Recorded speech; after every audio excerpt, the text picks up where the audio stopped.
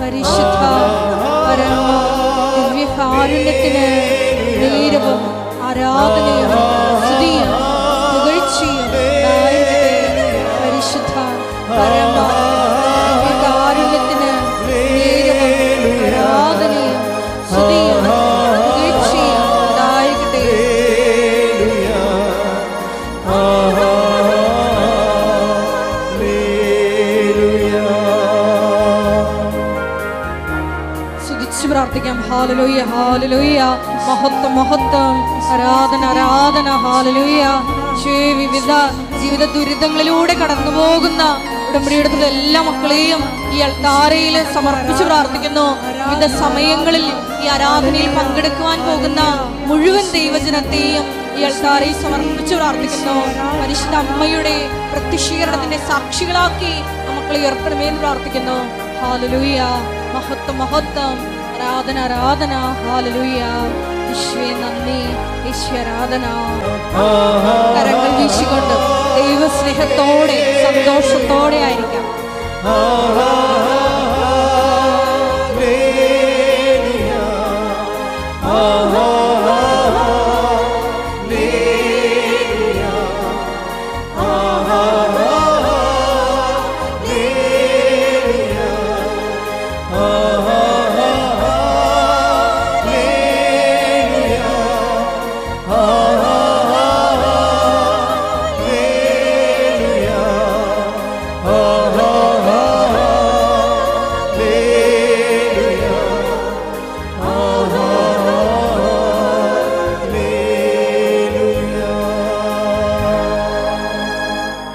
പരിശുദ്ധ പരമ ദിവ്യകാരുണ്യത്തിന് നേരവും ആരാധനയും സ്തുതിയും പുകഴ്ചയും ഉണ്ടായിരിക്കട്ടെ. പരിശുദ്ധ പരമ ദിവ്യകാരുണ്യത്തിന് നേരവും ആരാധനയും സ്തുതിയും പുകഴ്ചയും ഉണ്ടായിരിക്കട്ടെ. പരിശുദ്ധ പരമ ദിവ്യകാരുണ്യത്തിന് നേരവും ആരാധനയും സ്തുതിയും പുകഴ്ചയും ഉണ്ടായിരിക്കട്ടെ.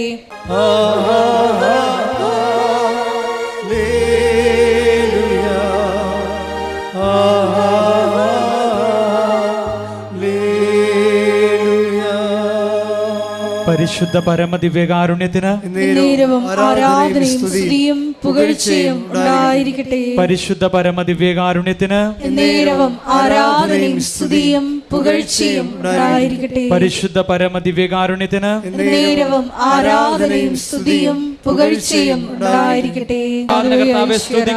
അങ്ങയുടെ തിരുനാമത്തിന് മഹത്വം ഉണ്ടാകട്ടെ. ഹല്ലേലൂയ ഹല്ലേലൂയ ഹല്ലേലൂയ ഹല്ലേലൂയ. വിശുദ്ധീകരിക്കണമേ എന്ന് പ്രാർത്ഥിക്കുന്നു. ശക്തീകരിക്കണമേ എന്ന് പ്രാർത്ഥിക്കുന്നു. വഴി നടത്തണമേ എന്ന് പ്രാർത്ഥിക്കുന്നു. ഹല്ലേലൂയ ഹല്ലേലൂയ.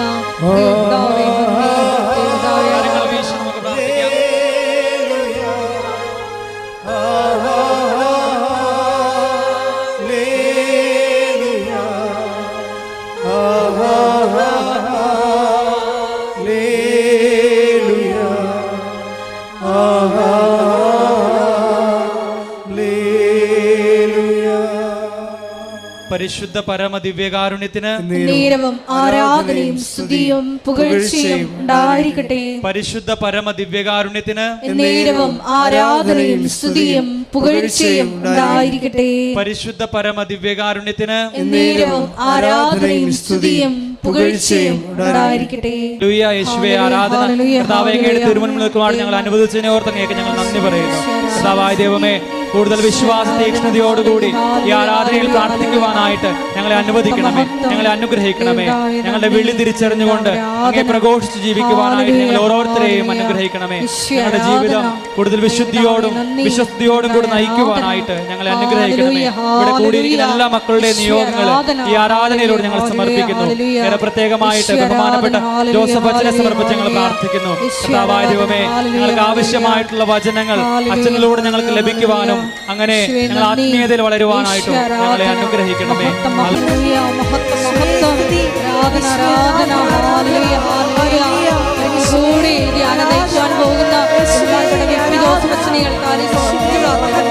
നാളിതുവരെ വന്ന്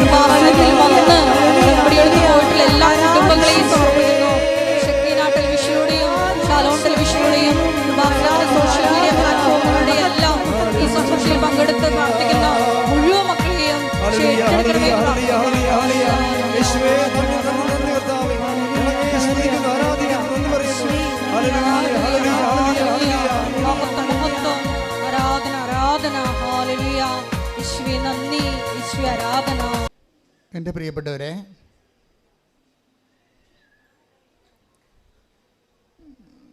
ഉടമ്പടി ധ്യാനത്തിൻ്റെ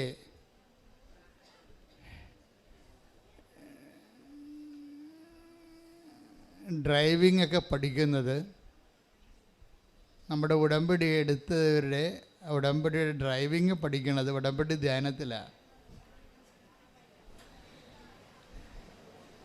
വണ്ടി വാങ്ങിച്ചിട്ട് കാര്യമില്ല, ഡ്രൈവിംഗ് പഠിക്കണ്ടേ.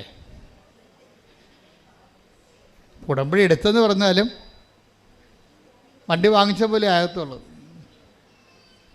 വണ്ടി വാങ്ങിച്ചാൽ പിന്നെ ഡ്രൈവിംഗ് പഠിക്കണം, പിന്നെ ഡ്രൈവിങ്ങിൽ എക്സ്പേർട്ടായിരിക്കണം, ടെസ്റ്റ് പാസ്സാകണം, അങ്ങനെ കുറച്ച് കാര്യങ്ങളൊക്കെ ഉണ്ട്.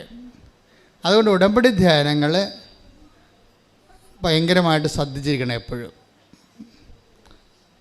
ഉടമ്പടി ധ്യാനത്തിൽ അച്ഛൻ ഈ ആഴ്ചയിൽ ഈശോ എന്നോട് പറഞ്ഞ കാര്യങ്ങളാണ് പറയണത്. അല്ല ഞാൻ എവിടുന്നെങ്കിലും നോക്കി വായിക്കുകയോ പുസ്തകങ്ങൾ വായിക്കുകയോ ഒന്നും ചെയ്യത്തില്ല. ബൈബിൾ സ്വന്തമായത് ബൈബിൾ മാത്രമേ വായിക്കത്തുള്ളൂ. ബൈബിളിനെ വായിക്കുമ്പോൾ എന്തെങ്കിലും സംശയങ്ങൾ ആ വിഷയത്തിൽ വന്നാൽ സഭ അതിനെക്കുറിച്ച് എന്ത് പറയണമെന്ന് നോക്കും. സഭയുടെ പുസ്തകങ്ങളുണ്ട്, സഭയുടെ കമൻട്രീസ് ഉണ്ട്, catechism of the Catholic church ഉണ്ട്. സഭയ്ക്ക് എല്ലാ കാര്യങ്ങളെക്കുറിച്ച് വ്യക്തവും കൃത്യവുമായ പഠനങ്ങളുണ്ട്. അപ്പം എനിക്ക് സംശയം വന്നാൽ ഞാൻ സഭയുടെ സ്റ്റാൻഡ് പിന്നെ പറയത്തുള്ളൂ ആ വിഷയത്തിൽ. പക്ഷെ അതേസമയം തന്നെ ഉടമ്പടിയിൽ എപ്പോഴും ഇതൊരു പുതിയ ദൈവ സംവിധാനമാണ്. പുതിയതെന്ന് വെച്ച് കഴിഞ്ഞാൽ മരിയൻ ബേസിൽ ഇതൊരു നമ്മളുടെ ധ്യാനം നമുക്കറിയണം നമ്മളെന്താ ചെയ്തിരിക്കണം. നമ്മൾ എടുത്തിരിക്കുന്നത് മരിയൻ കവനൻ്റാണ്. മാതാവിലൂടെ വെളിപ്പെട്ട മനുഷ്യൻ്റെ അനുദിന ജീവിതത്തെ അഭിസംബോധന ചെയ്യുന്ന ആധ്യാത്മിക പരിചരണം, അതാണ് മരിയൻ ഉടമ്പടി. ഉടമ്പടിയുടെ അടിസ്ഥാനം എന്ന് പറയുന്നത് പഴയ നിയമ ഉടമ്പടിയും. പഴയ നിയമ ഉടമ്പടിയുടെ അടിസ്ഥാനം അതിൻ്റെ ആക്ടിവേഷൻ ഫോക്കസ് വാഗ്ദാന പേടകവുമാണ്, ദൈവത്തിൻ്റെ സാന്നിധ്യം. എന്നുവെച്ചാൽ ദൈവത്തിൻ്റെ സാന്നിധ്യം മനുഷ്യനെ സംലഭ്യമാക്കുന്നതിന് വേണ്ടിയുള്ള ഒരു പൊതു സംവിധാനമായിട്ടാണ് ആർക്ക് ഓഫ് ദി കവനൻ്റ് വരണത്. ഇപ്പം പരിശുദ്ധ കുർബാനയും വാഗ്ദാന പേടകമാണ്, പരിശുദ്ധ അമ്മയും വാഗ്ദാന പേടകമാണ്. ഈ രണ്ട് മാധ്യമങ്ങളിലൂടെ ദൈവത്തിൻ്റെ സാന്നിധ്യം നമുക്ക് സംലഭ്യമാകും. അപ്പോൾ ചില കാര്യങ്ങൾ ദൈവത്തിൻ്റെ സാന്നിധ്യം നമുക്ക് സംലഭ്യമാകുമ്പോൾ പലപ്പോഴും ദൈവത്തിൻ്റെ സാന്നിധ്യത്തിൻ്റെ സാകല്യത്തിൻ്റെ പേരാണ് ക്രിസ്തു. അപ്പോൾ ഉടമ്പടി അൾട്ടിമേറ്റായിട്ട് എയിം ചെയ്യണത് ക്രിസ്തുവിനെയാണ്. ക്രിസ്തുവിൻ്റെ വിഷയം എന്ന് പറയണത് ക്രിസ്തു ഒരേ സമയത്ത് തന്നെ നന്മയുമാണ്, അല്ലെങ്കിൽ ബ്ലെസ്സിങ്സുമാണ്, ഗ്രേസുമാണ്. അതിന് എല്ലാം കൂടി ബൈബിൾ പറയുന്ന പേരാണ് രക്ഷ.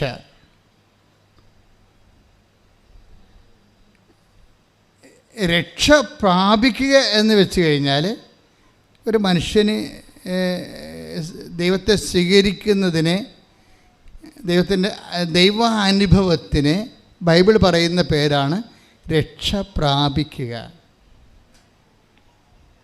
ദൈവാനുഭവത്തിന് ബൈബിള് ദൈവാനുഭവം എന്നല്ല പറയണത്, മറിച്ച് രക്ഷ പ്രാപിക്കുക എന്നാണ് പറയണത്. ഈ രക്ഷ പ്രാപിക്കുന്നതിന് പുതിയ നിയമത്തിലെ അനുതാപത്തിലാണ് അതിൻ്റെ ആദ്യ പാഠം തുടങ്ങുന്നത്. അനുഗ്രഹത്തിൻ്റെ ആദ്യ പാഠം പഴയ നിയമത്തിലെ അനുതാപമായിരുന്നു. നിങ്ങളെ അനുതപിച്ചാൽ ഐശ്വര്യം ബ്ലെസ്സിങ്സ് പ്രാപിക്കുമെന്ന്. Physical favours. അപ്പോൾ ഈ ഫിസിക്കൽ ഫേവേഴ്സ് എന്ന് പറയുന്നത് നമ്മളിന്ന് വെച്ചിരിക്കുന്ന പല കാര്യങ്ങളും ഫിസിക്കൽ ഫേവേഴ്സാണ്. അനുഗ്രഹങ്ങൾ എന്ന് വിളിക്കുന്ന ഫിസിക്കൽ ഫേവേഴ്സാണ്. ഈ ഫിസിക്കൽ ഫേവേഴ്സിന് പഴയ നിയമത്തിൽ ഫിസിക്കൽ ഫേവേഴ്സിന് അതിൽ തന്നെ എൻറ്റിറ്റി ഉണ്ടായിരുന്നു. അതിൽ തന്നെ ദൈവികമായ രക്ഷയുണ്ടായി. പുതിയ നിയമകാലം വന്നപ്പോൾ ഈ ഫിസിക്കൽ ഫേവേഴ്സിനെ ക്രിസ്തുവുമായിട്ട് അറ്റാച്ച് ചെയ്തിട്ട് രക്ഷയുമായിട്ട് അറ്റാച്ച് ചെയ്തിരിക്കുകയാണ്. ആത്മരക്ഷയ്ക്ക് പ്രാധാന്യം കൊടുക്കാത്തവർക്ക് ഫിസിക്കൽ ഫേവേഴ്സ് അനുഭവവേദ്യമല്ല. അതുകൊണ്ടാണ് ഈശോ പറഞ്ഞത്, എന്നെ കൂടാതെ നിങ്ങൾക്ക് ഒന്നും ചെയ്യാൻ സാധ്യമല്ല. ശ്രദ്ധിക്കട്ടെ. ഹല്ലേലൂയ, ഹല്ലേലൂയ, ഹല്ലേലൂയ, ഹല്ലേലൂയ, യേശുവേ, ഹല്ലേലൂയ, ഹല്ലേലൂയ, ഹല്ലേലൂയ, ഹല്ലേലൂയ, ഹല്ലേലൂയ.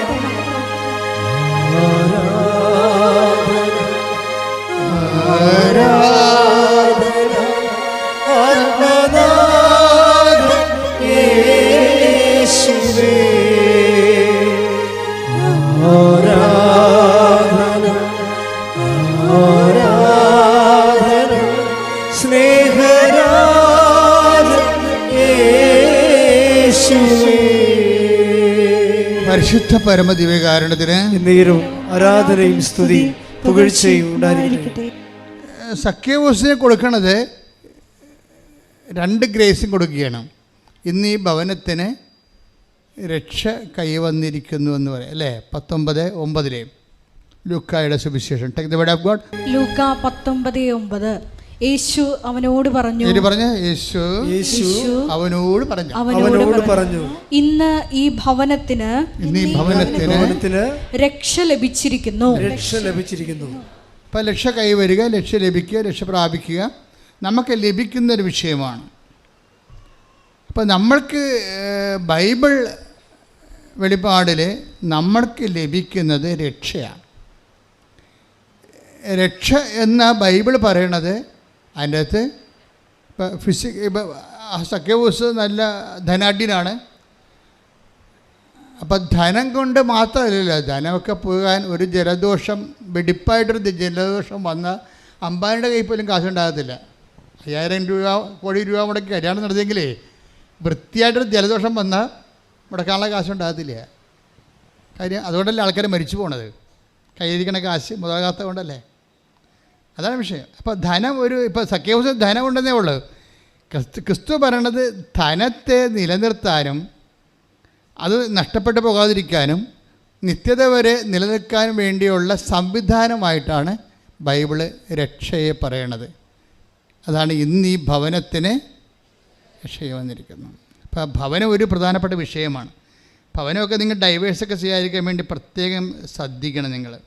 കാര്യം ദൈവത്തിന് എപ്പോഴും ഇഷ്ടം ഇൻഡിവിജ്വൽ ബ്ലെസ്സിങ്സിനേക്കാൾ ഉപരി അപ്പനും അമ്മയും കുഞ്ഞുങ്ങളും കുടുംബമായിട്ടൊക്കെ ഇരിക്കുമ്പോൾ ഒരുമിച്ച് പ്രാർത്ഥിക്കുന്നതാണ് ദൈവത്തിന് ഇഷ്ടം. അനുഗ്രഹം കിട്ടാൻ എളുപ്പമുള്ളൊരു മാർഗം ഒരു ഭവനത്തിൻ്റെ ഒരു പരിപ്രേക്ഷ്യത്തിലാണ് കിട്ടണത്. ദൈവം ഒത്തിരി കൊതിക്കുന്നുണ്ട് ഭവനമായി നമ്മൾ നിലനിൽക്കാൻ. നിങ്ങളൊത്തിരി കൊതിക്കുന്നുണ്ട് എങ്ങനെയെങ്കിലും പിരിഞ്ഞു പോകാൻ. അതാണ് ഒരു വ്യത്യാസം വരേണ്ടത്. ഇപ്പോൾ ദൈവത്തോട് യോജിക്കണം.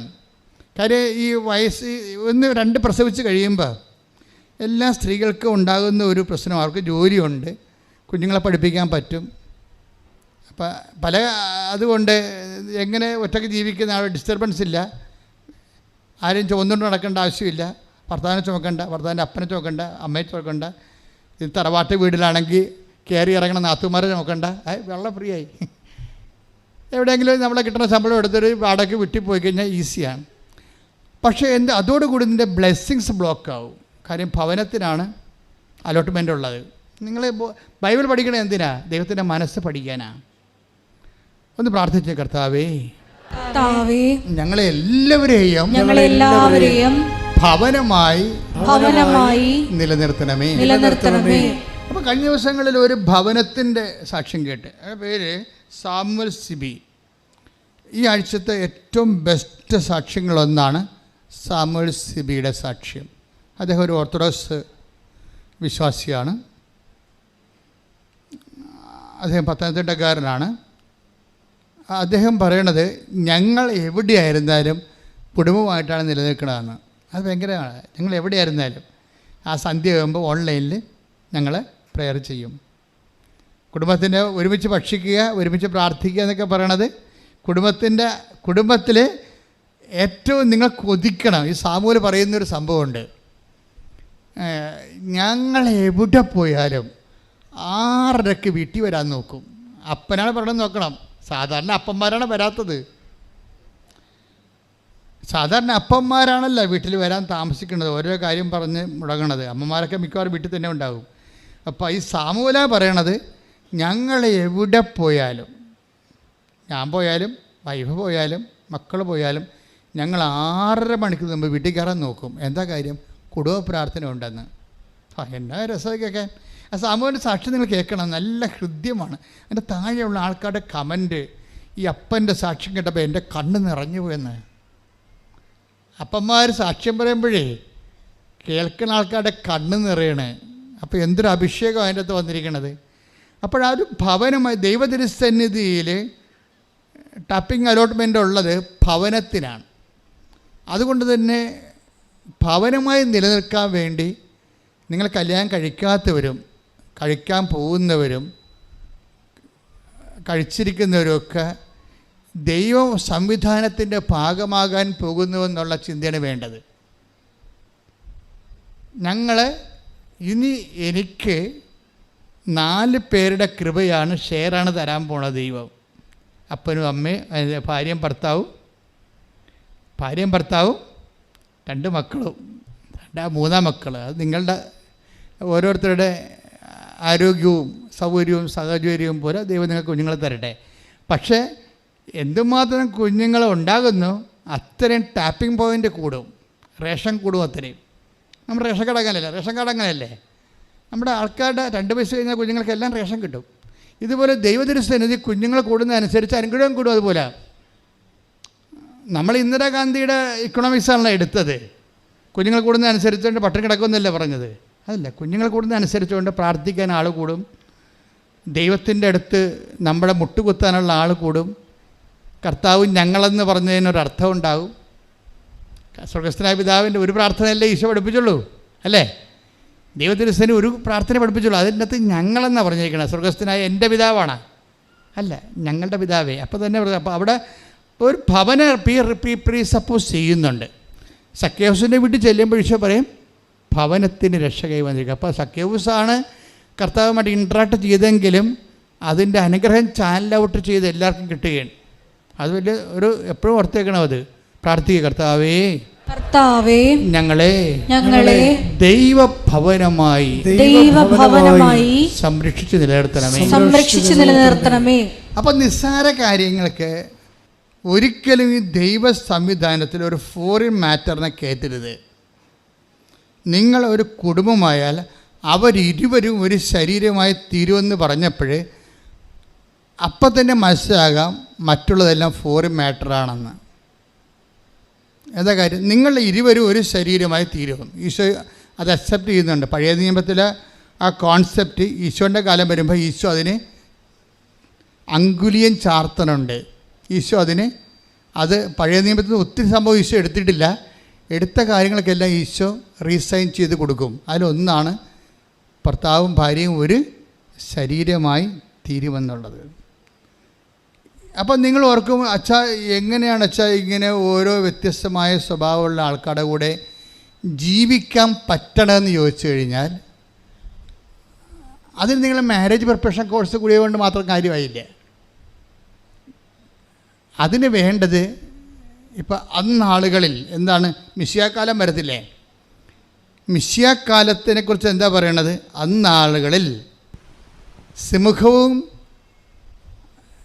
അതുപോലെ തന്നെ കരടിയും സിംഹവും ഒരുമിച്ച് മേയും. കുഞ്ഞുങ്ങളെ സർപ്പത്തിൻ്റെ അളയിൽ കൈയിടും. Take the bed of God. ശ്രുതിക്കട്ടെ. ഹല്ലേലൂയ ഹല്ലേലൂയ ഹല്ലേലൂയ. യേശുവേ നന്ദി. ഹല്ലേലൂയ ഹല്ലേലൂയ ഹല്ലേലൂയ ഹല്ലേലൂയ ഹല്ലേലൂയ ഹല്ലേലൂയ ഹല്ലേലൂയ. യേശുവേ നന്ദി. മഹത്വം മഹത്വം മഹത്വം മഹത്വം. ഹല്ലേലൂയ ഹല്ലേലൂയ ഹല്ലേലൂയ ഹല്ലേലൂയ. യേശുവേ സ്തുതി. ഹല്ലേലൂയ ഹല്ലേലൂയ ഹല്ലേലൂയ. യെശയ്യാ 11:6.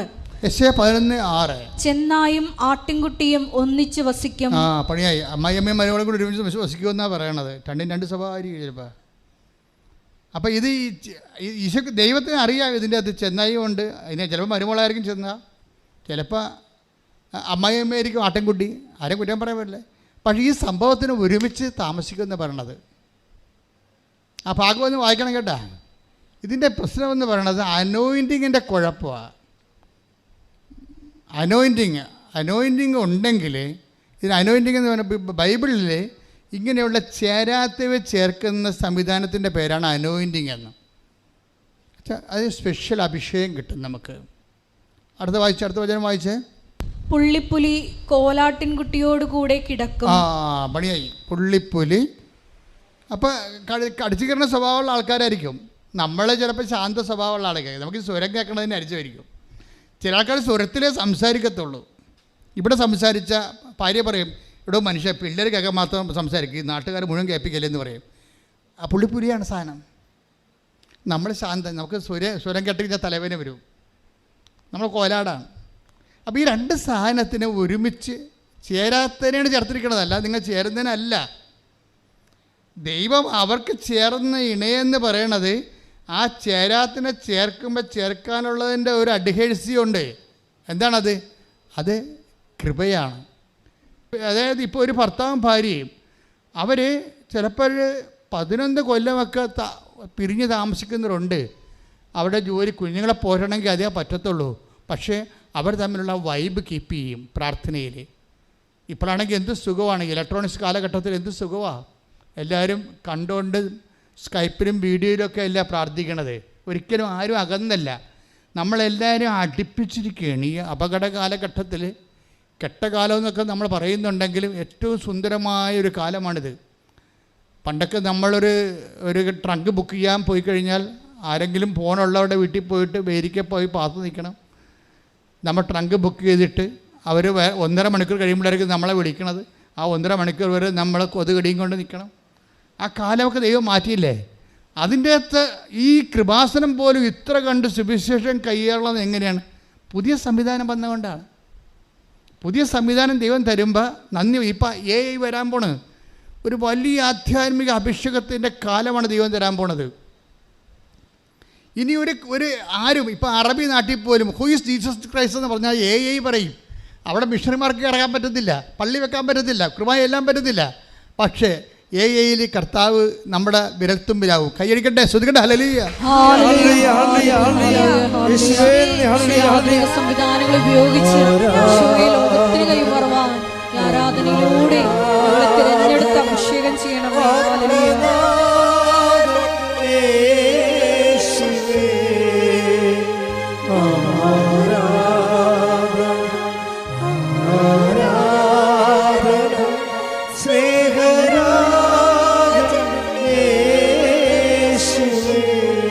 പരിശുദ്ധ പരമദിവ്യകാരുണ്യത്തിന് ആരാധനയും സ്തുതിയും പുകഴ്ചയും ഉണ്ടായിരിക്കട്ടെ. അപ്പോൾ നമ്മൾ ഫസ്റ്റ് പോയിന്റ് ഓർ സെക്കൻഡ് പോയിന്റിലേക്ക് നമ്മൾ വരുമ്പോൾ നമ്മൾ മനസ്സിലാക്കേണ്ടത്, ആദ്യമേ അച്ഛൻ പറഞ്ഞിരുന്നു, ഉടമ്പടി ബേസിക്കായിട്ട് അൾട്ടിമേറ്റായിട്ട് സാന്നിധ്യത്തിൻ്റെ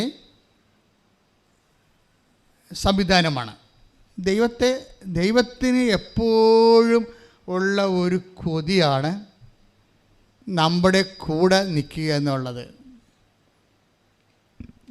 ദൈവം പറഞ്ഞാലും തീരാതെ പിന്നെയും പറഞ്ഞുകൊണ്ടിരിക്കും. നിൻ്റെ പുറകിൽ ഞാനുണ്ട്, നിൻ്റെ മുമ്പിൽ ഞാനുണ്ട്, എന്തെല്ലാം പറയണത്.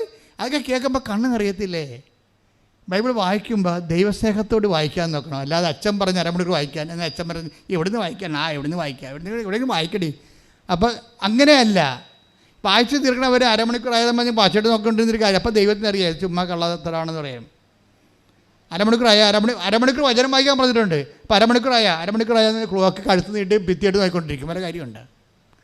ഇത് ദൈവസ്നേഹം. കാര്യം ദൈവം നിങ്ങളോട് സംസാരിക്കാൻ, നിങ്ങൾക്കറിയാമല്ലോ, ഈ വചനത്തിന് ഇപ്പോൾ പണ്ടൊക്കെ ഈ കമ്പ്യൂട്ടറിലൊക്കെ വൈറസ് കയറുമ്പോൾ നമ്മൾ വേറെ ഒരു ആൻറ്റിവൈറസിൻ്റെ CD ഇട്ട് കൊടുക്കും. കമ്പ്യൂട്ടർ വൈറസ് കയറി കഴിഞ്ഞാൽ സ്റ്റക്കാകും, പ്രോഗ്രാമൊക്കെ ഡാമേജ് ആകും, ജാമാകും. അപ്പോൾ നമ്മൾ എന്താ ചെയ്യും? നമ്മൾ ആൻറ്റിവൈറസിൻ്റെ CD വാങ്ങിച്ചിട്ട് ആ CD ഇട്ട് കൊടുക്കും. ഇപ്പോൾ മൈക്കലാഞ്ചലോ വൈറസ്, അവനാണ് ഇത്രയും നാൾ ഹാക്കിങ്ങിൻ്റെ പരിപാടിയൊക്കെ ചെയ്തുകൊണ്ടിരുന്ന അയാളാണ്. അപ്പോൾ ആ വൈറസിനെ പറ്റിയ സി ഡി ഉണ്ട് വരെ. അപ്പോൾ അതിട്ട് കൊടുക്കുമ്പോൾ ഈ സി ഡി അകത്ത് കയറിയിട്ട് കംപ്ലീറ്റ് ഇതിൻ്റെ അകത്തുള്ള മുഴുവനും ഈ വൈറസിനെ ന്യൂട്രലൈസ് ചെയ്യും. ഇതുപോലെ നമ്മുടെ അകത്തുള്ള ദൈവത്തിൻ്റെ എതിരും നമ്മളുടെ അകത്തുള്ള വിശ്വാസരാഹിത്യം, നമ്മുടെ അകത്തുള്ള ദൈവസ്നേഹക്കുറവ്, നമ്മുടെ അകത്തുള്ള അശുദ്ധി മുഴുവനും ന്യൂട്രലൈസ് ചെയ്യുന്നതിനാണ് ഈ വചനം വായിക്കുന്നത്. പറഞ്ഞ മനസ്സിലായില്ലേ? അതാണ് വചനം വായിക്കുമ്പോൾ ഉദ്ദേശം, അല്ല അറിവ് നേടാനല്ല. ഞാൻ നിങ്ങളോട് പറഞ്ഞ വചനം നിമിത്തം നിങ്ങൾ ന്യൂട്രലൈസ് ആയിരിക്കുന്നു എന്ന് വെച്ചാൽ അതല്ലേ 15:3 എടുത്ത് ശ്രദ്ധിക്കട്ടെ. ഹല്ലേലൂയ, ഹല്ലേലൂയ, ഹല്ലേലൂയ, യേശുവേ നന്ദി, ഹല്ലേലൂയ, ഹല്ലേലൂയ, ഹല്ലേലൂയ. യോഹന്നാൻ 15:3 ഞാൻ നിങ്ങളോട് പറഞ്ഞ വചനം നിമിത്തം നിങ്ങൾ ശുദ്ധിയുള്ളവരായിരിക്കുന്നു. കൈയടിക്കട്ടെ, ശ്രദ്ധിക്കട്ടെ. ഹല്ലേലൂയ, ഹല്ലേലൂയ, ഹല്ലേലൂയ. യേശുവേ ആരാധന, കർത്താവേ നന്ദി, ആരാധന. യേശുവേ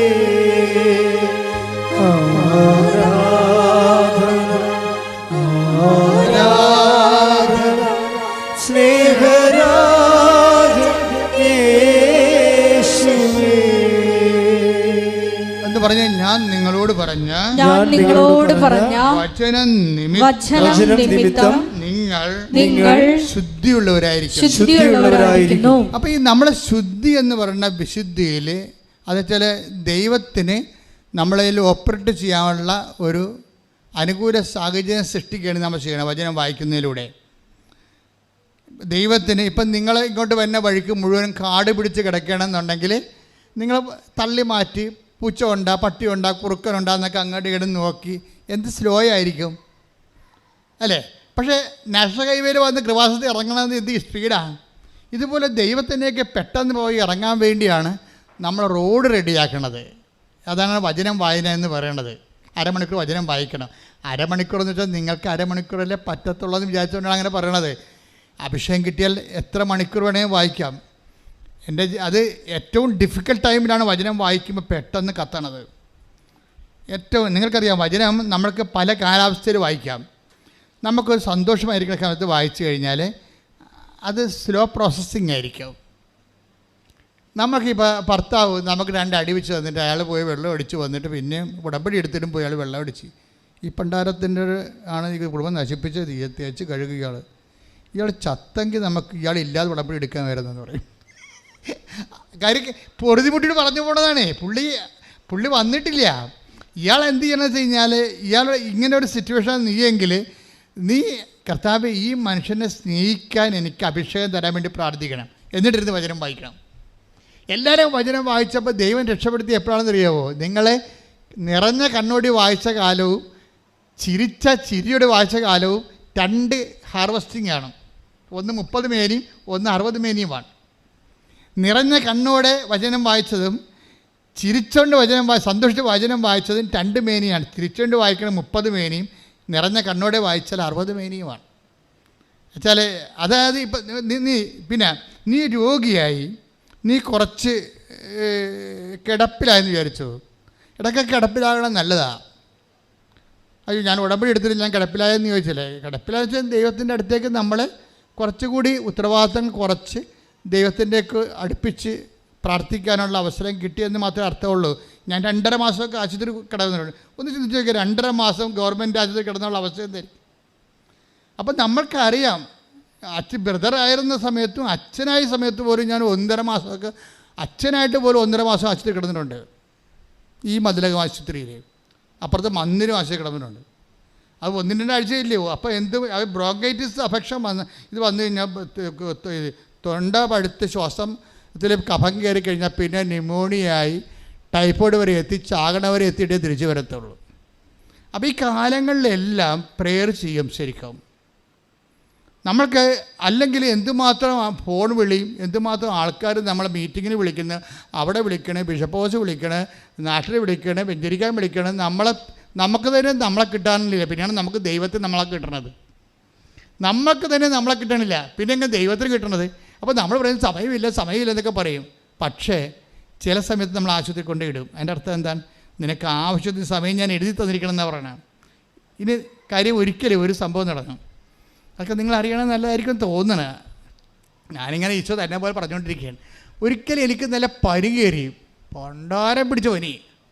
അപ്പോൾ അപ്പം അന്ന് ആലുവയിൽ സ്റ്റേഷനിൽ നിൽക്കുകയാണ് ഞാൻ. എന്തോ സെമിനാരിയിൽ നിന്ന് വാങ്ങിക്കാൻ വേണ്ടി ഇറങ്ങിയതാണ്. ഈ വ്യാഴാഴ്ചയാണ്. അപ്പോൾ അവിടെ നിന്ന് വ്യാഴാഴ്ചയാണ് ഈ ചീപ്പ് പൗഡർ സോപ്പൊക്കെ വാങ്ങിക്കണത്. അപ്പം അങ്ങനെ ഇറങ്ങിപ്പോയി. പക്ഷേ എനിക്ക് തിരിച്ച് സെമിനാരി പോകാൻ പറ്റണില്ല. പനി തലക്ക് കൊണ്ട് എന്നിട്ട് സർവാംഗം വിറയ്ക്കുകയാണ്. വിറച്ച അവസാനം ഞാൻ ആ പ്രൈവറ്റ് ബസ്സിൽ തിരിച്ചു വരാൻ നേരത്ത് ആ ജനകീയ വടിയെ തൂങ്ങി നിൽക്കുകയാണ്. നല്ല ഇടിയാണ് ബസ്സിനകത്ത്.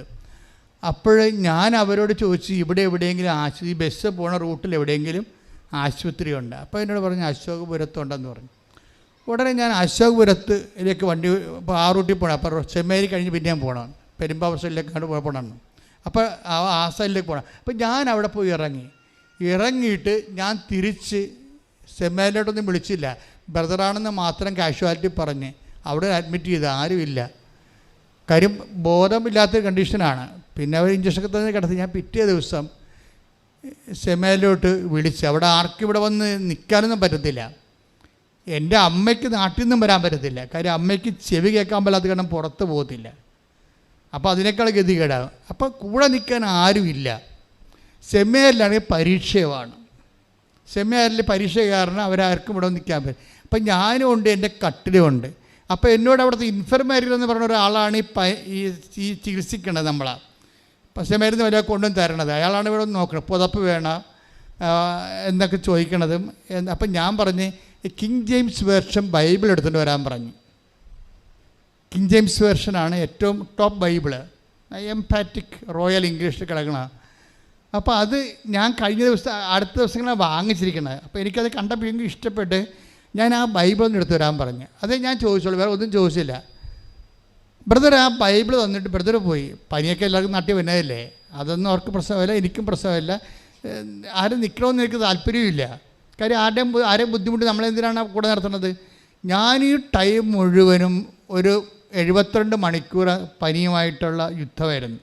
103 പനിക്ക് അഡ്മിറ്റ് ചെയ്തതാണ്. എന്നിട്ട് അവിടെ കിടന്ന് ഉള്ള ഓർമ്മയിൽ ഈ ബൈബിൾ മുഴുവനും വായിച്ച്, കിങ് ജെയിംസ് വേർഷൻ ഇംഗ്ലീഷ് മുഴുവൻ വായിച്ച് 72 മണിക്കൂർ കൊണ്ട് അത് വായിച്ചു തീർത്ത്. പക്ഷേ ഇന്നും അതിൻ്റെ അഭിഷേകം എന്താണെന്ന് പറഞ്ഞറിയിക്കാൻ പറ്റത്തില്ല. എന്നാൽ ഞാൻ അന്ന് തിയോളജിയിലോട്ട് പ്രവേശിച്ചിട്ടില്ല, ബിലോസൈ പഠിക്കുന്ന കാലമാണ്. അപ്പോഴേ ആ കാലത്താണ് ഇത് വായിച്ചിരിക്കണത്. അപ്പോൾ ഇത് വായിച്ചോടുകൂടി അന്ന് മുതൽ എനിക്ക് മനസ്സിലായി ഈ ബൈബിള് നമ്മൾ പറയണ പുസ്തകമല്ലെന്ന് മനസ്സിലായി. കർത്താവിനെ പഠിപ്പിച്ചതാണ് ശരിക്കും, എന്നെ മാറ്റി നിർത്തി പഠിപ്പിച്ചതാണ്. അതായത് ഇത് നമ്മൾ പറയുന്ന ഒരു അറിവ് തരണത് യേശുവിൻ്റെ ജീവചരിത്രമോ ഒന്നുമല്ല, അതൊക്കെ അതിൻ്റെ അകത്തുണ്ട്. പക്ഷെ അതിനേക്കാളെല്ലാം ഉപരി ഈ പ്രപഞ്ചത്തെ നയിച്ച് ഭരിക്കുന്ന ശക്തിയുടെ ശ്വാസനിശ്വാസങ്ങളാണ് നമ്മളെ ഇങ്ങനെ എംപവർ ചെയ്യണത്. അതിനാണ് അഭിഷേകം എന്ന് പറയണത്. അപ്പോൾ ബൈബിൾ എടുക്കുമ്പോൾ തന്നെ നിങ്ങൾ കിസ് ചെയ്യണം. എന്നിട്ട് ഇരുന്നുകൊണ്ട് ഇഷ്ടമുള്ള തുറന്ന് വായിച്ചാൽ മതി. ബൈബിളിനൊരു ഗുണമെന്ന്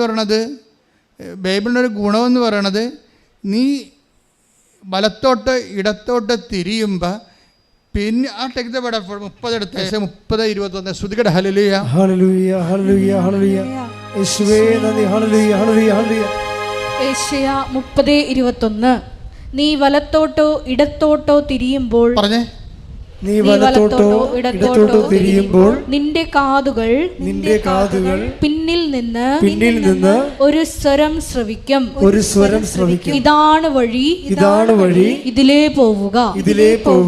അപ്പം കാണാത്ത ഇടങ്ങളിൽ നിന്ന് കിട്ടുന്ന, ഇപ്പം നമുക്ക് പിന്നിൽ എന്ന് പറയുമ്പോൾ കാണാൻ പറ്റത്തില്ലല്ലോ അല്ലേ, മുമ്പിലാണ് കാണാൻ പറ്റും. അപ്പോൾ കാണാൻ പറ്റാത്ത ഇടങ്ങളിൽ നിന്ന് പിന്നെ റീസണബിൾ അല്ലാത്ത കാര്യങ്ങൾ, അതാണ് പിന്നെ ബൈബിളിൽ പിന്നിലെന്ന് പറയുന്നതാണ്. ഇപ്പം യുക്തിപരമായിട്ട് നമുക്ക് കാണാവുന്നത് മനസ്സിലാക്കാവുന്നതൊക്കെ ഉണ്ട്. പക്ഷെ പിന്നിലെന്ന് പറയുമ്പോൾ നമുക്കൊരു യുക്തിയുമില്ല, നമുക്ക് കാണുന്നില്ല, നമുക്കവിടെ ഒരു ടാഞ്ചിബിളായിട്ട് യുക്തിസഹമായിട്ട് ഉള്ള ഒരു സ്പേസ് അല്ല.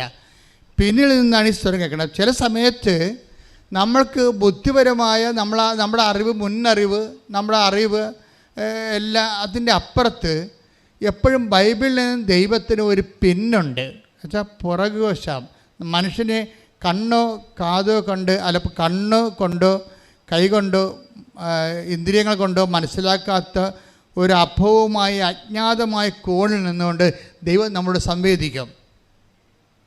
അതിൻ്റെ അകത്ത് ഒരു സാധനമാണ് അതിലൊരു സംഭവമാണ് ബൈബിൾ എന്ന് പറയണത്. അപ്പം ഇപ്പം നമ്മൾക്ക് പഠിച്ചവരോട് പറയുകയാണെങ്കിൽ അവർ ചിരിക്കും ഉടനെ. ബൈബിളിൽ നിന്ന് കർത്താവ് പറഞ്ഞതൊക്കെയല്ലേ ആൾക്കാർ പറയണത്. ആൾക്കാരുടെ അനുഭവങ്ങൾ ഔദ്യോഗിക സഭയുടെ അനുഭവങ്ങളെക്കാൾ മുകളിലാണ് ഇപ്പോഴേ. പക്ഷെ ഔദ്യോഗിക സഭയ്ക്ക് അത് അറിയത്തില്ല. ഞാനിപ്പോൾ അച്ഛനായ കാലം മുതൽ 38 കൊല്ലം മുതൽ 37ാമത്തെ കൊല്ലം മുതൽ ജനങ്ങളുടെ കൂടെയാണ്. അപ്പം ജനങ്ങളുടെ ആധ്യാത്മിക അനുഭവങ്ങളെക്കുറിച്ച് എനിക്ക് നല്ല ധാരണയാണ്. അപ്പോൾ ആധ്യാത്മിക അവരുടെ സിമ്പിളായിട്ടുള്ള കോംപ്ലിക്കേറ്റഡ് അനുഭവങ്ങളാണ് ജനങ്ങൾക്കുള്ളത്. സിമ്പിളാണ്, പക്ഷേ കോംപ്ലിക്കേറ്റഡ് അനുഭവങ്ങളാണ് ഉള്ളത്. ഈ അനുഭവ തലങ്ങളെ അറിയണമെന്നുണ്ടെങ്കിൽ നമ്മുടെ ഈ ബുദ്ധി നമ്മൾ അഡ്ഹിയർ ചെയ്യേണ്ടി വരും. അത് അക്കാഡമിക് ആയിട്ടുള്ള ആൾക്കാർക്ക് അത് ഈ ജന്മത്തിൽ പറ്റത്തില്ല. അതാണ് സഭയെ ദൈവം നയിച്ചത് എല്ലാം. ഈ കഴിഞ്ഞ 500 കൊല്ലത്തെ ചരിത്രം എടുത്തു കഴിഞ്ഞാൽ ഇപ്പോൾ വിൻസെൻ്റ് ഡിപ്പോൾ അതൊരു ലേമനാണ് തുടങ്ങിയത്, സഭയെ നയിച്ചത്. അതുപോലെ തന്നെ നമ്മളുടെ ഇതില്ലേ BCC, അതും തുടങ്ങണത് അൽമേര തുടങ്ങിയത്, അല്ലാതെ സിനഡല്ല തുടങ്ങിയത്, അൽമേര തുടങ്ങിയത്. അപ്പോൾ അൽമേരയുടെ ദൈവാനുഭവങ്ങൾ 500 കൊല്ലത്തെ ദൈവാനുഭവങ്ങളെന്ന് പറയുമ്പോൾ സഭയെ നയിച്ച ഒരു അണ്ടർലൈൻ ചൈതന്യത്തിലൂടെ ദൈവം സഭയെ ശക്തമായി നയിക്കുക. കരിസ്മാറ്റിക് മൂവ്മെൻറ്റ് ആരാണത്? അത് എന്തെങ്കിലും ഒരു സിനഡ് കൂടിയിട്ട് തീരുമാനിച്ചതാണ്? അല്ല, അതൊരു ലേമാൻ മൂവ്മെൻറ്റാണ്. സഭയെ നവീകരിച്ച ശക്തിപ്പെടുത്തിയ എല്ലാ മൂവ്മെൻറ്റുകളും നമ്മുടെ ജ്ഞാനസ്ഥാനത്തിൻ്റെ പിൻബലത്തിൽ ദൈവം അൽമേരെ ശക്തിപ്പെടുത്തിക്കൊണ്ട് ദൈവം തുടങ്ങി വെച്ച ദൈവത്തിൻ്റെ സ്വന്തം സംരംഭങ്ങളാണ്. അതിലൂടെയാണ് സഭ ഇത്രയും നാൾ നയിച്ച് ഭരിച്ച് പോന്നിരിക്കുന്നത്. നമ്മൾ നോക്കിയാൽ മതി, ഓരോ ചരിത്രങ്ങൾ എടുത്ത് നോക്കിയാൽ മതി. അപ്പോൾ ഈ സാധാരണ മനുഷ്യൻ്റെ ദൈവാനുഭവങ്ങളും സാധാരണ മനുഷ്യൻ സഭയെ പണിതുയർത്താൻ വേണ്ടി ദൈവം പാവപ്പെട്ടവന് ഉപയോഗിച്ചതും നോക്കാനാണെങ്കിൽ നമ്മൾക്ക് ഇനിയും ഭയങ്കര പ്രത്യാശയ്ക്ക് വകയുണ്ട്. കാര്യം ഇനിയും ദൈവം നിങ്ങളെ ഉപയോഗിക്കും. കാരണം നിങ്ങളിലൂടെ കേൾക്കുന്ന ദൈവാനുഭവങ്ങളും ദൈവാനുഭവത്തിൻ്റെ ഓരോ വ്യത്യസ്തങ്ങളായ അനുഭൂതികളും ആന്തരിക ബോധ്യങ്ങൾക്ക് പറ്റിയ സാക്ഷ്യവും സാക്ഷ്യത്തിന് പറ്റിയ വേദസാക്ഷ്യമോ രക്തസാക്ഷ്യമോ എന്ത് തന്നെ ആയാലും സഭയെ എംപവർ ചെയ്യുന്നതിന് വേണ്ടി അറിവിനേക്കാൾ പ്രധാനപ്പെട്ടതാണ് അഭിഷേകമെന്ന് പറയുന്ന ബൈബിള് നിങ്ങൾ ഇടയ്ക്കിടയ്ക്ക് വായിച്ചുകൊണ്ടേയിരിക്കണം. പ്രാർത്ഥിക്കുക, കർത്താവായ ദൈവമേ, എന്നെ ശക്തിപ്പെടുത്തുന്നതിന് വേണ്ടി എന്നെ വിശുദ്ധ ഗ്രന്ഥങ്ങള് പാരായണം ചെയ്യുന്നതിനായി അങ്ങനെക്ക് പ്രത്യേക അഭിഷേകം നൽകണമേ.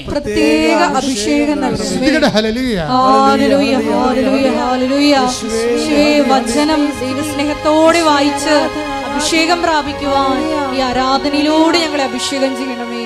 ഹല്ലേലൂയ, ഹല്ലേലൂയ, ഹല്ലേലൂയ. പരിശുദ്ധ പരമദിവ്യകാരുണ്യത്തിന് ആരാധനയും സ്തുതിയും പുകഴ്ചയും ഉണ്ടായിരിക്കട്ടെ. നിങ്ങളുടെ സഭയെക്കുറിച്ച് തീഷ്ണതയുണ്ടാകണം. നിങ്ങളുടെ കുടുംബത്തെക്കുറിച്ച് മാത്രമല്ല. കാര്യം സഭയുടെ ഏറ്റവും ചെറിയ ഘടകമാണ് കുടുംബം. അപ്പോൾ എൻ്റയർ ചർച്ചിനെക്കുറിച്ച് നിങ്ങൾക്ക് എപ്പോഴും സങ്കടവും എനിക്ക് പണ്ടുണ്ടായിരുന്ന സാധനമാണ്. എപ്പോഴും സഭയെക്കുറിച്ച് ചിന്തിച്ചും ആലോചിച്ചും പ്രാർത്ഥിച്ചും സഭയുടെ വലിയ വലിയ വാർത്തകളിൽ സന്തോഷിച്ചും ഒക്കെ ദൈവത്തെ ഇഷ്ടപ്പെട്ടു പോയൊരു കാലമുണ്ട്. അപ്പം നിങ്ങൾക്ക് സഭയെ ഇഷ്ടപ്പെട്ടു പോയാൽ സഭയിൽ ചിലപ്പോൾ എന്തെങ്കിലുമൊക്കെ ഞങ്ങളെപ്പോലുള്ള ആൾക്കാരല്ല സഭയെ, അത് നിങ്ങളിൽ നിന്ന് വന്ന ആൾക്കാരാണല്ലേ. ഞങ്ങളാരും ചന്തലിൽ നിന്ന് ചൊവ്വയിൽ നിന്ന് വന്ന ആൾക്കാരല്ല. നിങ്ങളൊക്കെ പെറ്റ് വീട്ടിൽ വളർത്തിയിട്ട് സഭയിൽ ചെന്ന ആൾക്കാരാണ്. അപ്പം ഞങ്ങൾക്ക് എന്തെങ്കിലും കുഴപ്പമുണ്ടെങ്കിൽ അതൊക്കെ നിങ്ങൾക്ക് കുഴപ്പമുണ്ടായിട്ടുണ്ടെന്ന് എൻ്റെ അർത്ഥം. അപ്പോൾ അത് ഒരുമിച്ച് സഹിച്ചാൽ മതി. അല്ല, ആരും പഴിചാറ്റൊരു കാര്യമില്ല. നമുക്ക് ചെയ്യേണ്ടത് ഒരുമിച്ച് സഹിക്കാനൊക്കെ ഒരുമിച്ച് പ്രാർത്ഥിക്കണം. എന്തെങ്കിലും വിഷയം സഭയിൽ കേട്ടാൽ അത് സാത്താൻ അത് മുതലെടുക്കും. സഭയിലേക്ക് വിശ്വസിക്കാൻ ആശയം അർപ്പിച്ചവർക്ക് അവരുടെ അവലംബങ്ങൾ തകർക്കുന്നതിന് വേണ്ടി സാത്താൻ അങ്ങനെ ഉപയോഗിക്കും. അപ്പോൾ ചിലർക്ക് മാനസികമായ വിഭ്രാന്തികൾ കുഞ്ഞുനാൾ മുതലേ ഉണ്ടാവും. ഇപ്പോൾ 2-3 കന്യാസ്ത്രീമാരൊക്കെ ആത്മഹത്യ ചെയ്തില്ലേ. അപ്പോൾ നിങ്ങളൊക്കെ കന്യാസ്ത്രീമാർ ആത്മഹത്യ ചെയ്താൽ അതല്ല എന്താ കാര്യം? ആർക്കെങ്കിലുമൊക്കെ ഈ കുടുംബപരമായിട്ട് ഈ ആത്മഹത്യാ പ്രവണതകൾ ഉണ്ടാവും. ആ പിടികിട്ടത്തില്ല. നമുക്ക് ഇവരെ എടുക്കണ കാലത്തൊന്നും പിടികിട്ടത്തില്ല. അവർ വളർന്ന് ഒരു പ്രത്യേക സാഹചര്യത്തിലൂടെ പോകുമ്പോൾ മാത്രമേ അവരുടെ ആ മനസ്സിൻ്റെ ബലക്ഷയങ്ങൾ അവരെ തളർത്തിയിട്ട് അവർ അതിൻ്റെ ആ വികാരം അനുസരിച്ച് പ്രവർത്തിച്ചു പോകും. അപ്പോൾ നമുക്ക് സങ്കടമൊക്കെ വരും. സങ്കടമൊന്നും വരണ്ട. അവർ പേഷ്യൻ്റാണ്, അല്ലെങ്കിൽ നമ്മളുടെ കുടുംബത്തിൽ തന്നെ പോയിട്ടുള്ളവരാണ്. ഇനിയുള്ള കാര്യങ്ങൾ ഫിൽറ്ററിംഗ് ഒന്നും നടക്കത്തില്ല. പണ്ടൊക്കെ ഫിൽറ്ററിങ് നടക്കുമായിരുന്നു. ഇന്നിപ്പോൾ ദൈവവിളി കുറവായത് കാരണം ഫിൽറ്ററിങ് നടക്കത്തില്ല. പിന്നെ നിങ്ങളാണെങ്കിൽ വെച്ചാൽ ദൈവത്തോട് സ്നേഹമില്ല. നിങ്ങളൊരു വയറ്റിപ്പിഴപ്പ് ക്രിസ്ത്യാനിയായിട്ട് അങ്ങ് ജീവിക്കുകയാണ്.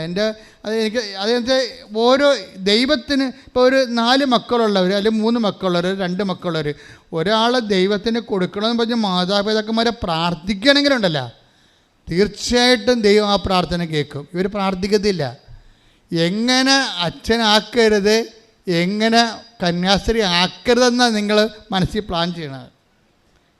6 പ്രസവിച്ചാലും 7 പ്രസവിച്ചാലും നിങ്ങൾ തന്നെ വേണം. ഈ നിങ്ങൾ പ്രസവിച്ച സംഭവത്തിന് നിങ്ങൾ തന്നെ ഉപയോഗിക്കണമെങ്കിൽ പന്നിയല്ലേ പ്രസവിച്ച കുഞ്ഞുങ്ങളെ തിന്നണത്? ദൈവത്തിന് കൊടുക്കണ്ടേ?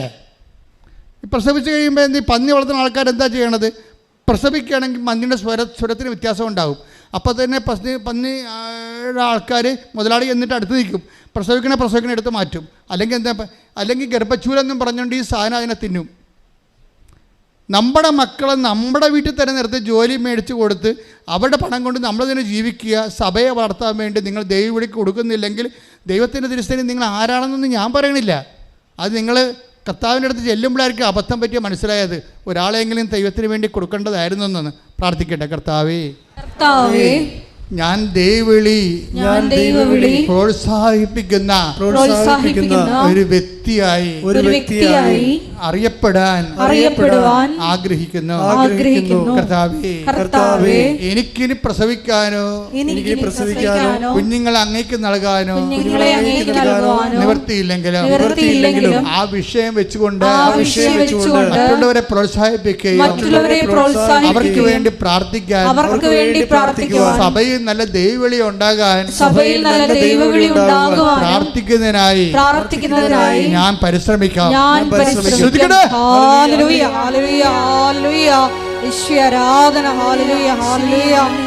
ഞങ്ങളുടെ സമൂഹത്തിൽ നിന്ന് അഭിഷേകമുള്ള ധാരാളം ദൈവവിളികൾ നൽകി ധന്യമാക്കണമേ.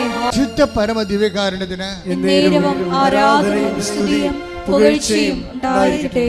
ഇപ്പം ഇങ്ങനെ ദൈവത്തെക്കുറിച്ച് ചിന്തിക്കുകയും ദൈവത്തിൻ്റെ നാമത്തെ മഹത്വപ്പെടണം, സുവിശേഷം ദൈവത്തെ മറ്റുള്ളവർക്ക് അറിയിക്കണം എന്നൊക്കെ നിങ്ങൾ ചിന്തിച്ച് ആലോചിച്ചിട്ടാണ് ഈ വചനം വായിക്കണമെങ്കിൽ വചനം പെട്ടെന്ന് അഭിഷേകമാകും. അല്ല ദൈവത്തിന് ഒരു പ്രയോജനമില്ലാതെ നിങ്ങളിത് വായിച്ചുകൊണ്ട് ഇത് പെട്ടെന്ന് അഭിഷേകം ഈ ബോയിലിംഗ് പോയിൻ്റ് കൂട്ടണം. ബോയിലിംഗ് പോയിൻ്റ് ഇപ്പം നിങ്ങൾക്ക് തന്നെ അറിയാം നിങ്ങളുടെ ജീവിത രീതികളിൽ നിന്ന് ദൈവത്തെ അറിയാത്തൊരു കാര്യമുണ്ടല്ലോ. എല്ലാവരുടെ ജീവിതത്തിലുണ്ടാവും. ദൈവത്തെ അറിയാത്തൊരു കാലഘട്ടം എല്ലാവരുടെ ജീവിതത്തിലുണ്ടാവും. അറിഞ്ഞിട്ട് അംഗീകരിക്കാത്ത കാലഘട്ടം, ദൈവത്തെ അറിഞ്ഞിട്ട് അറിവനുസരിച്ച് ജീവിക്കാത്ത കാലഘട്ടം, ഒരു കാലഘട്ടം അജ്ഞതയുടെ കാലഘട്ടം. അപ്പം നമ്മൾ ഉടമ്പടിയിലൂടെ തിരിച്ചു വന്നു കഴിയുമ്പോൾ ഈ അജ്ഞതയുടെ കാലഘട്ടം ദൈവം പിന്നെ അത് കൗണ്ട് ചെയ്യത്തില്ല. അജ്ഞതയുടെ കാലഘട്ടത്തെ പ്രവർത്തനങ്ങൾ 17:30 അജ്ഞതയുടെ കാലഘട്ടങ്ങളെ ദൈവം കണക്കിലെടുത്തില്ല. ഒന്ന് പറഞ്ഞേ, അജ്ഞതയുടെ കാലഘട്ടങ്ങളെ ദൈവം കണക്കിലെടുത്തില്ല. എന്നാൽ ഇപ്പോൾ എല്ലായിടത്തുമുള്ള സകല ജനങ്ങളും പശ്ചാത്തപിക്കണമെന്ന് അവിടുന്ന് ആജ്ഞാപിക്കുന്നു. ഇതൊരു കൽപ്പനയാണ്, ഉടമ്പടിയിലൂടെ വന്നിരിക്കുന്ന ഒരു കൽപ്പനയാണ്. അപ്പം അതിൻ്റെ അകത്ത് എല്ലാ ആൾക്കാരും ഉണ്ട്. ക്രിസ്ത്യൻസ് ഉണ്ട്, ഹിന്ദുസ് ഉണ്ട്, മുസ്ലിംസ് ഉണ്ട്, അല്ലേ? അപ്പോൾ അതിനൊന്നും വായിച്ച് എല്ലായിടത്തുമുള്ള സകല ജനങ്ങളും പറഞ്ഞേ എല്ലായിടത്തുമുള്ള സകല ജനങ്ങളും പശ്ചാത്തപിക്കണമെന്ന് അവിടുന്ന് ആജ്ഞാപിക്കുന്നു. ആഗ്രഹമല്ല, പിന്നെ എന്താണ്? ആജ്ഞാപനമാണ്. അപ്പം നമുക്ക് ഓപ്ഷൻ ഇല്ല. ചെയ്യുകയോ ചെയ്യാതിരിക്കുകയോ ചെയ്യാൻ പറ്റത്തില്ല. ചെയ്തേ മതിയാവത്തുള്ളൂ. പ്രാർത്ഥിക്കുക. കർത്താവേ, എല്ലായിടത്തുമുള്ള എല്ലാ ജനങ്ങളെയും ഞാൻ ഉൾപ്പെടുന്നുവെന്ന് ഞാൻ മനസ്സിലാക്കുന്നു. അറിയാത്ത എന്റെ അജ്ഞതയുടെ പഴയ കാലങ്ങളെ വിസ്മരിച്ചുകൊണ്ട് അങ്ങയോട് ഐക്യപ്പെടുന്ന ഉടമ്പടിയുടെ പുതിയ കാലം എനിക്ക് നൽകിയതിന് നന്ദി പറയുന്നു. ആരാധന.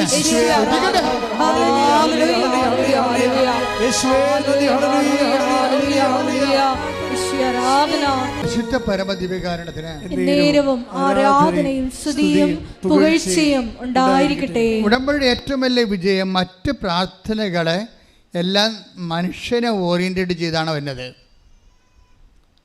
പക്ഷെ ഈ ഉടമ്പടി വരുമ്പോൾ അതിൽ ദൈവത്തിൻ്റെ ആഗ്രഹങ്ങൾ കൂടി അതിൻ്റെ അകത്ത് ഉൾച്ചേർന്നിട്ടുണ്ട്. അതുകൊണ്ട് നിങ്ങൾ ദൈവിക കാര്യങ്ങളെ കൂടുതൽ തീക്ഷ്ണതയോടെ ചെയ്യുമ്പോൾ, ഇപ്പം ഞാനിടയ്ക്ക് നമ്മുടെ അച്ഛമ്മയോട് പറയുകയും, പൊതുവേ ഞങ്ങളൊക്കെ ഇരിക്കുമ്പോൾ ഭക്ഷണത്തിലൊക്കെ ഇരിക്കുമ്പോൾ എപ്പോഴും ദൈവിക കാര്യങ്ങളെ ഇവിടെ സംസാരിക്കത്തുള്ളൂ. സാധാരണ എന്തെങ്കിലും മാനുഷികമായ കാര്യങ്ങളിലേക്ക് സംസാരിക്കണമെങ്കിൽ പൊതുവെ ഞങ്ങൾ ഒരുമിച്ച് സംസാരം നിർത്തിയിട്ട് തിരിച്ചു പോരും അതിൻ്റെ അകത്ത്. അപ്പോഴേ ഞാൻ അച്ഛന്മാരുടെ ചില സമയത്ത് പറയുകയും, കർത്താവ് ചോദിച്ചിരിക്കുന്നത് ആര് എനിക്ക് വേണ്ടി പോകും, ആര് ഞാൻ അയക്കും. Take the word of God. സ്തുതിക്കട്ടെ. ഹല്ലേലൂയ, ഹല്ലേലൂയ, ഹല്ലേലൂയ, ഹല്ലേലൂയ, ഹല്ലേലൂയ. യേശുവേ നന്ദി, യേശുവേ സ്തുതി. ഹല്ലേലൂയ, ഹല്ലേലൂയ, ഹല്ലേലൂയ, ഹല്ലേലൂയ, ഹല്ലേലൂയ, ഹല്ലേലൂയ. യേശുവേ ആരാധന, ആരാധന, ആരാധന. ഹല്ലേലൂയ, ഹല്ലേലൂയ, ഹല്ലേലൂയ. യേശുവേ സ്തുതി. ഹല്ലേലൂയ, ഹല്ലേലൂയ, ഹല്ലേലൂയ. യെശയ്യാ 6:8. യെശയ്യാ 6:8. അതിനുശേഷം കർത്താവ് അരുൾ ചെയ്യുന്നത് ഞാൻ കേട്ടു. ആരെയാണ് ഞാൻ അയക്കുക, ആരാണ് നമുക്ക് വേണ്ടി പോവുക? ആരെയാണ് ഞാൻ അയക്കുക? പിന്നത്തെ ചോദ്യം എന്താണ്? ആരാണ് നമുക്ക് വേണ്ടി പോവുക? ആരെയാണ് ഞാൻ അയക്കുക എന്ന് വെച്ച് കഴിഞ്ഞാൽ അയക്കാനൊരു 1000 ഉണ്ട്. അതൊക്കെ അവരുടെ വയറ്റിപ്പഴപ്പിന് വേണ്ടി പോകുന്ന ആൾക്കാരാണ്. ആരെയാണ് ഞാൻ അയക്കുക, ആരാണ് എനിക്ക് വേണ്ടി പോവുക? അതാണ് പ്രശ്നം. ഉടമ്പടിയിൽ എല്ലാ പ്രാർത്ഥനയിലും അയക്കപ്പെടാൻ വേണ്ടി ഒത്തിരി ആൾക്കാരുണ്ടാവും. ദൈവത്തിന് വലിയ പ്രയോജനമൊന്നും ഉണ്ടാകത്തില്ല.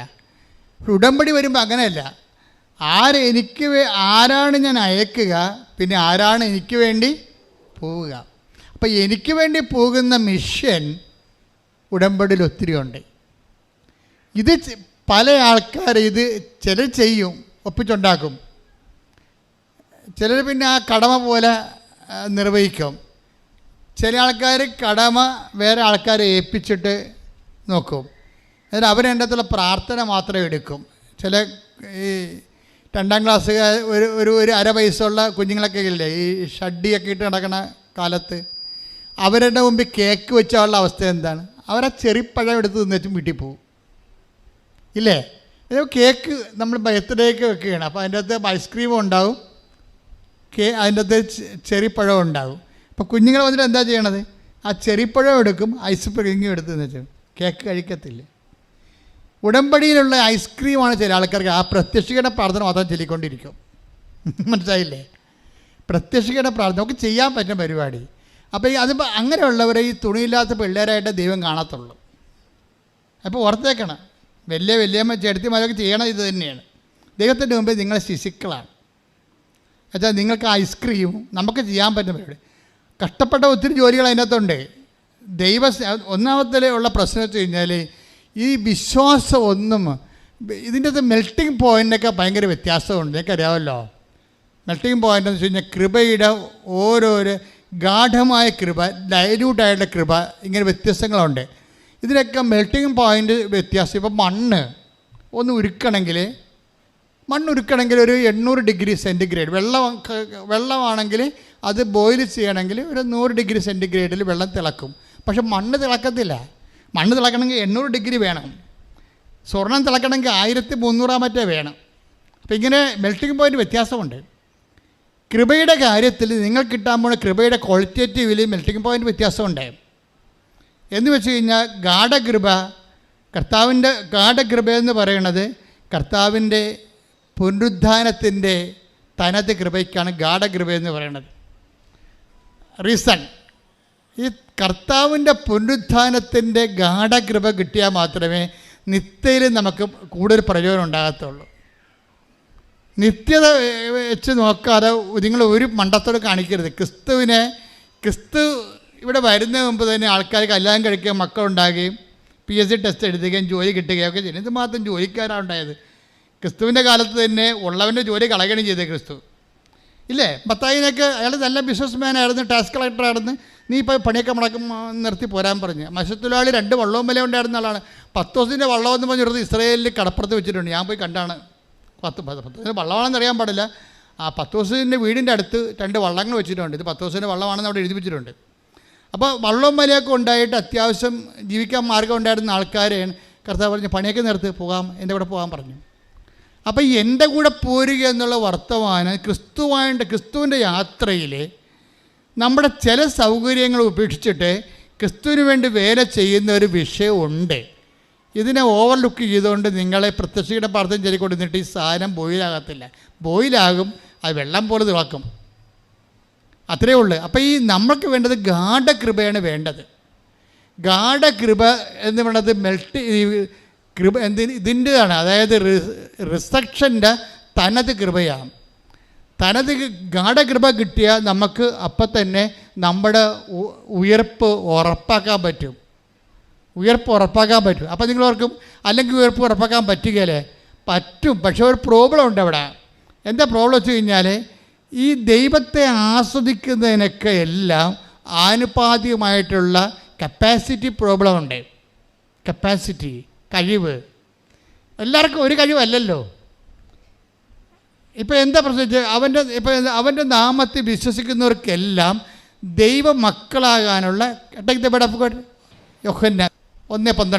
തന്നെ സ്വീകരിച്ചവർക്കെല്ലാം തൻ്റെ നാമത്തിൽ വിശ്വസിക്കുന്നവർക്കെല്ലാം ദൈവമക്കളാകാൻ അവൻ കഴിവ് നൽകി. ദൈവമക്കളാകുക എന്ന് വെച്ചാൽ ബേസിക് ആയിട്ടൊരു കഴിവാണ് അല്ലേ? അല്ല, ദൈവമക്കളെന്ന് വെച്ച് കഴിഞ്ഞാൽ ഇങ്ങനെ നമ്മളെ ഇപ്പോൾ ഒരു യന്ത്രത്തിൽ കൊണ്ടുപോയി ഒരു സാധനം ഇട്ടിട്ട് വേറെ ഒരു ഉപകരണമായിട്ട് വരണ പോലെയുള്ള ഒരു പ്രൊഡക്ഷൻ അല്ല.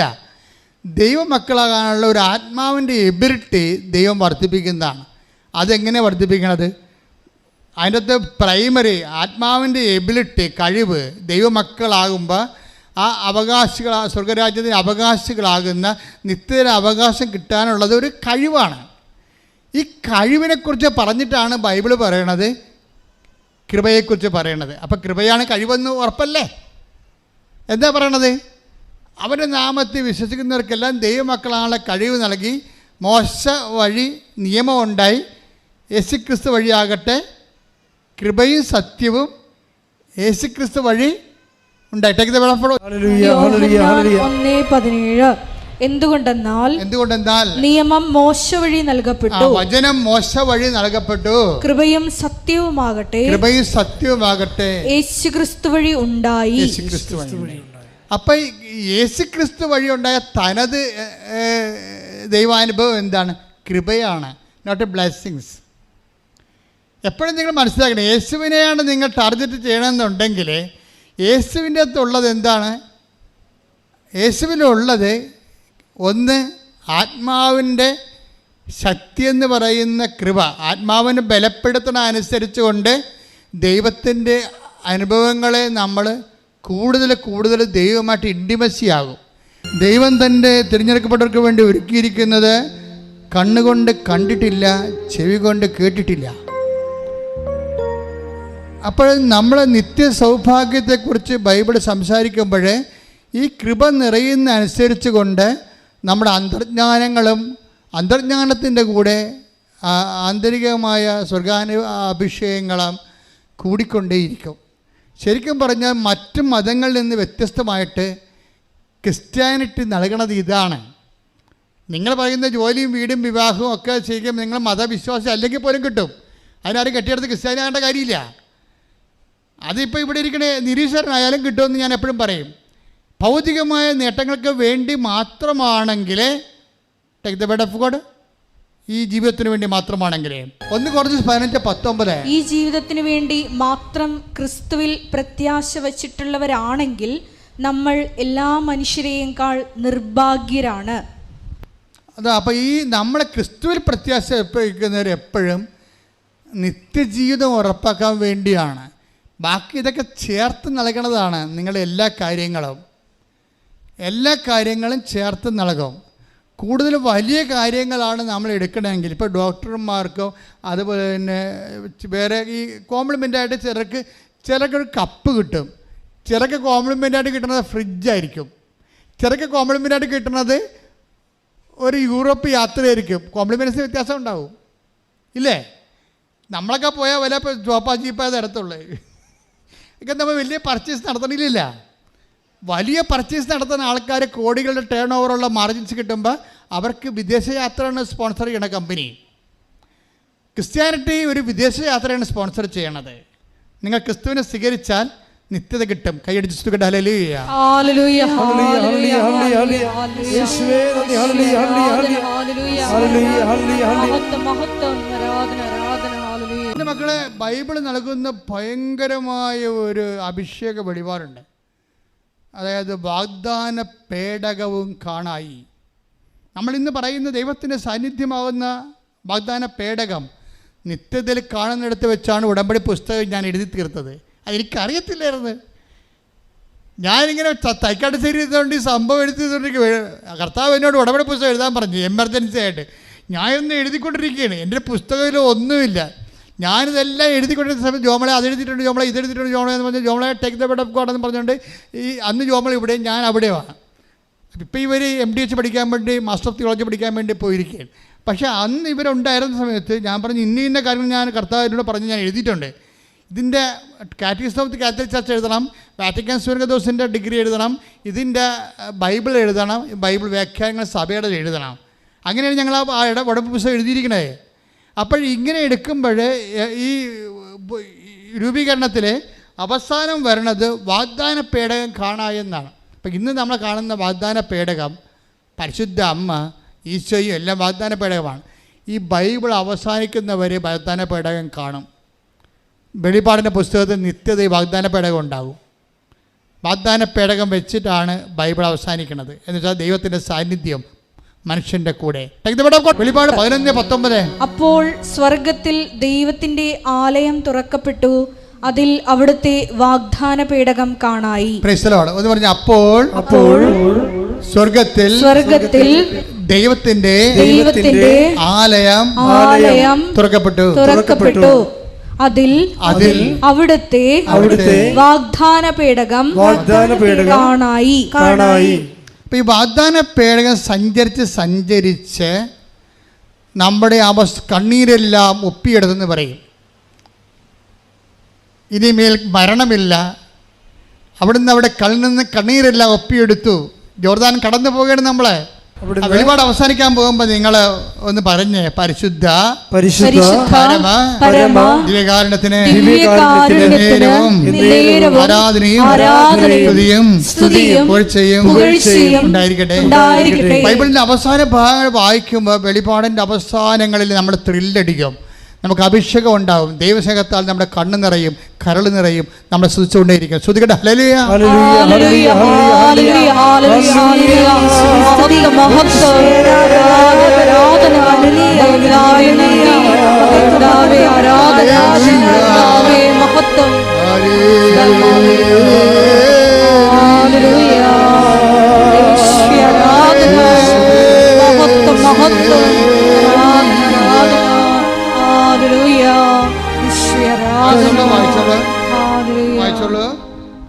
അവിടുന്ന് അവരുടെ മിഴികളിൽ നിന്ന്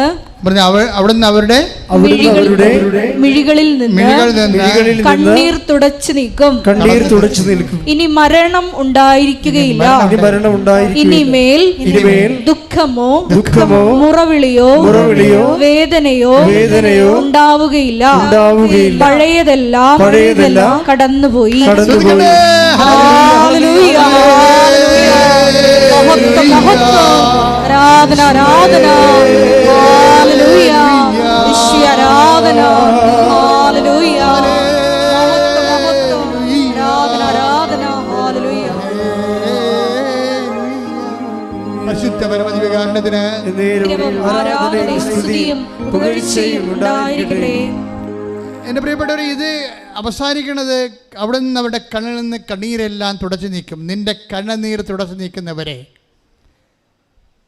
നിന്റെ മരണത്തെ ജയിച്ച് ജീവനിലേക്ക് സന്തോഷത്തിൽ പ്രകടിപ്പിക്കുന്നവരെ വാഗ്ദാന പേടകമായി ദൈവത്തിൻ്റെ സാന്നിധ്യം നിന്റെ പിന്നിലുണ്ടാകും. എന്നിട്ട് വചനം പറയണെങ്ങനെ ജോർദാൻ കടക്കുവോളോ, അവസാനത്തെ ജനം വരെ കടന്നു പോകുമ്പോഴും വാഗ്ദാന പേടകൻ ജോർദാനിൽ നിൽക്കും.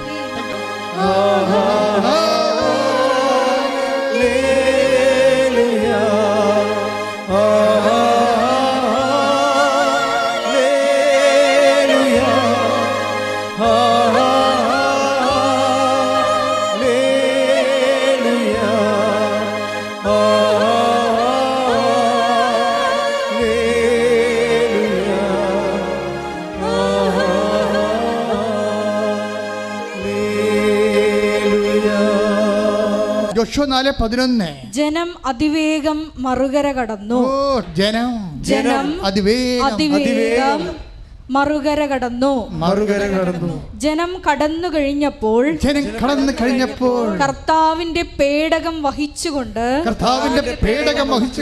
പുരോഹിതന്മാരും നദി കടന്ന് അവർക്ക് മുമ്പേ നടന്നു. Hallelujah, hallelujah. മഹത്വം, മഹത്വം. കർത്താവേ നന്ദി. കർത്താവേ ആരാധന. കർത്താവേ മഹത്വം. ഹല്ലേലൂയ. യേശുവേ ആരാധന. ഹല്ലേലൂയ. യേശുവേ നന്ദി. യേശുവേ ആരാധന. ഹല്ലേലൂയ.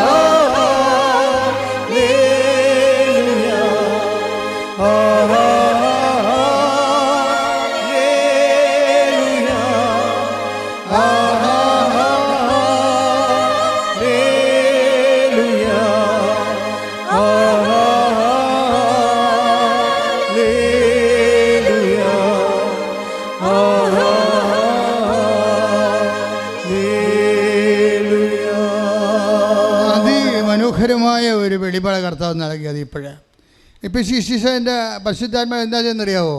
ഈ വെളിപാടിൻ്റെ പുസ്തകത്തിലെ 21:4 അല്ലേ, അവിടെ നിന്ന് അവരുടെ കണ്ണീരെല്ലാം തുടച്ചു നീക്കി.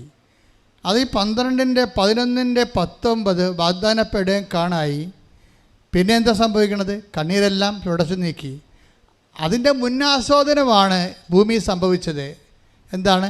അവസാനത്തെ ജനം ഈ കണ്ണീരിൻ്റെ കാലത്തുനിന്ന് ഈ ദേശത്തുനിന്ന് കടന്നു പോകുമ്പോഴും വാഗ്ദാന പേടകവും പുരോഹിതന്മാരുമായി ജനത്തിൻ്റെ പുറകിൽ നിന്നു എപ്പോഴും മുമ്പേ നയിക്കുന്ന ദൈവത്തിൻ്റെ ചൈതന്യം അവസാനത്തെ കുഞ്ഞിനെപ്പോലും രക്ഷപ്പെടുത്താൻ നിൻ്റെ പുറകിലുണ്ടാകുന്ന ചൈതന്യം, ദൈവ ചൈതന്യം, that is arc of the covenant, വാഗ്ദാന പേടകം. കൈയടിച്ച് സ്തുതിക്കട്ടെ. ഹല്ലേലൂയ. പിതാവായ എബ്രാഹാം, പിതാവായ യാക്കോബ് ഒരിക്കൽ തകർന്നു പോയപ്പോൾ, തൻ്റെ എളി ഒടിഞ്ഞപ്പോൾ അപ്പായെ കെട്ടിപ്പിടിച്ചോട്ട് പറഞ്ഞൊരു വാക്കുണ്ട്. അപ്പാ, ഞാൻ അറിയാൻ പാടില്ലാതെയാണ് ഈ രാത്രി മുഴുവനും ബൾബൾപ്പെടുത്തി നടത്തിയത്. ഇപ്പോഴെനിക്ക് മനസ്സിലായി. എനിക്കൊന്നേ പറയാനുള്ളൂ, എന്നെ അനുഗ്രഹിക്കാതെ നിന്നെ ഞാൻ വിടത്തില്ല. അവസാനത്തെ കുഞ്ഞിനെ വരെ അനുഗ്രഹിച്ചതിന് ശേഷമാണ് വാഗ്ദാന പേടകം രൂപമേക്കേറ്റ് സ്വർഗത്തിലെ സംപൂജ്യമായ സ്ഥാനത്ത് വിരാജിക്കുന്നത്. ഇത് ബൈബിൾ ചെയ്യുക ടുണ്ണി ചെയ്തതാണ്. വെച്ചാൽ നമുക്ക് ബൈബിൾ പറയാതെ പറയുന്ന വാക്കെന്താണ്? കണ്ണിൽ നിന്ന് കണ്ണീരെല്ലാം തുടച്ചു നീക്കി, ഇനി മരണമില്ലെന്ന്. അത് പറയണ വാക്കിൽ ആരംഭിക്കണ എവിടെയാണ്? അവസാനത്തെ കുഞ്ഞ് കടന്നു പോകുന്നവരെ വാഗ്ദാന പേടകവും പുരോഹിതന്മാരും ജോർദാനിൽ നിന്നു. ജോർദാൻ കണ്ണീരിൻ്റെ ഒരു നദിയാണ്. ഈ കണ്ണുനീര്, എൻ്റെ ദൈവപൈതലേ, നിനക്ക് കണ്ണീരുണ്ടെങ്കിൽ നിന്റെ മുമ്പിലും പിമ്പിലും കർത്താവിന്റെ സാന്നിധ്യമുണ്ട്.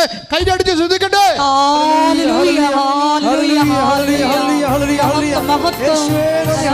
ആരാധന ഹല്ലേലൂയ. യേശുവേ നന്ദി.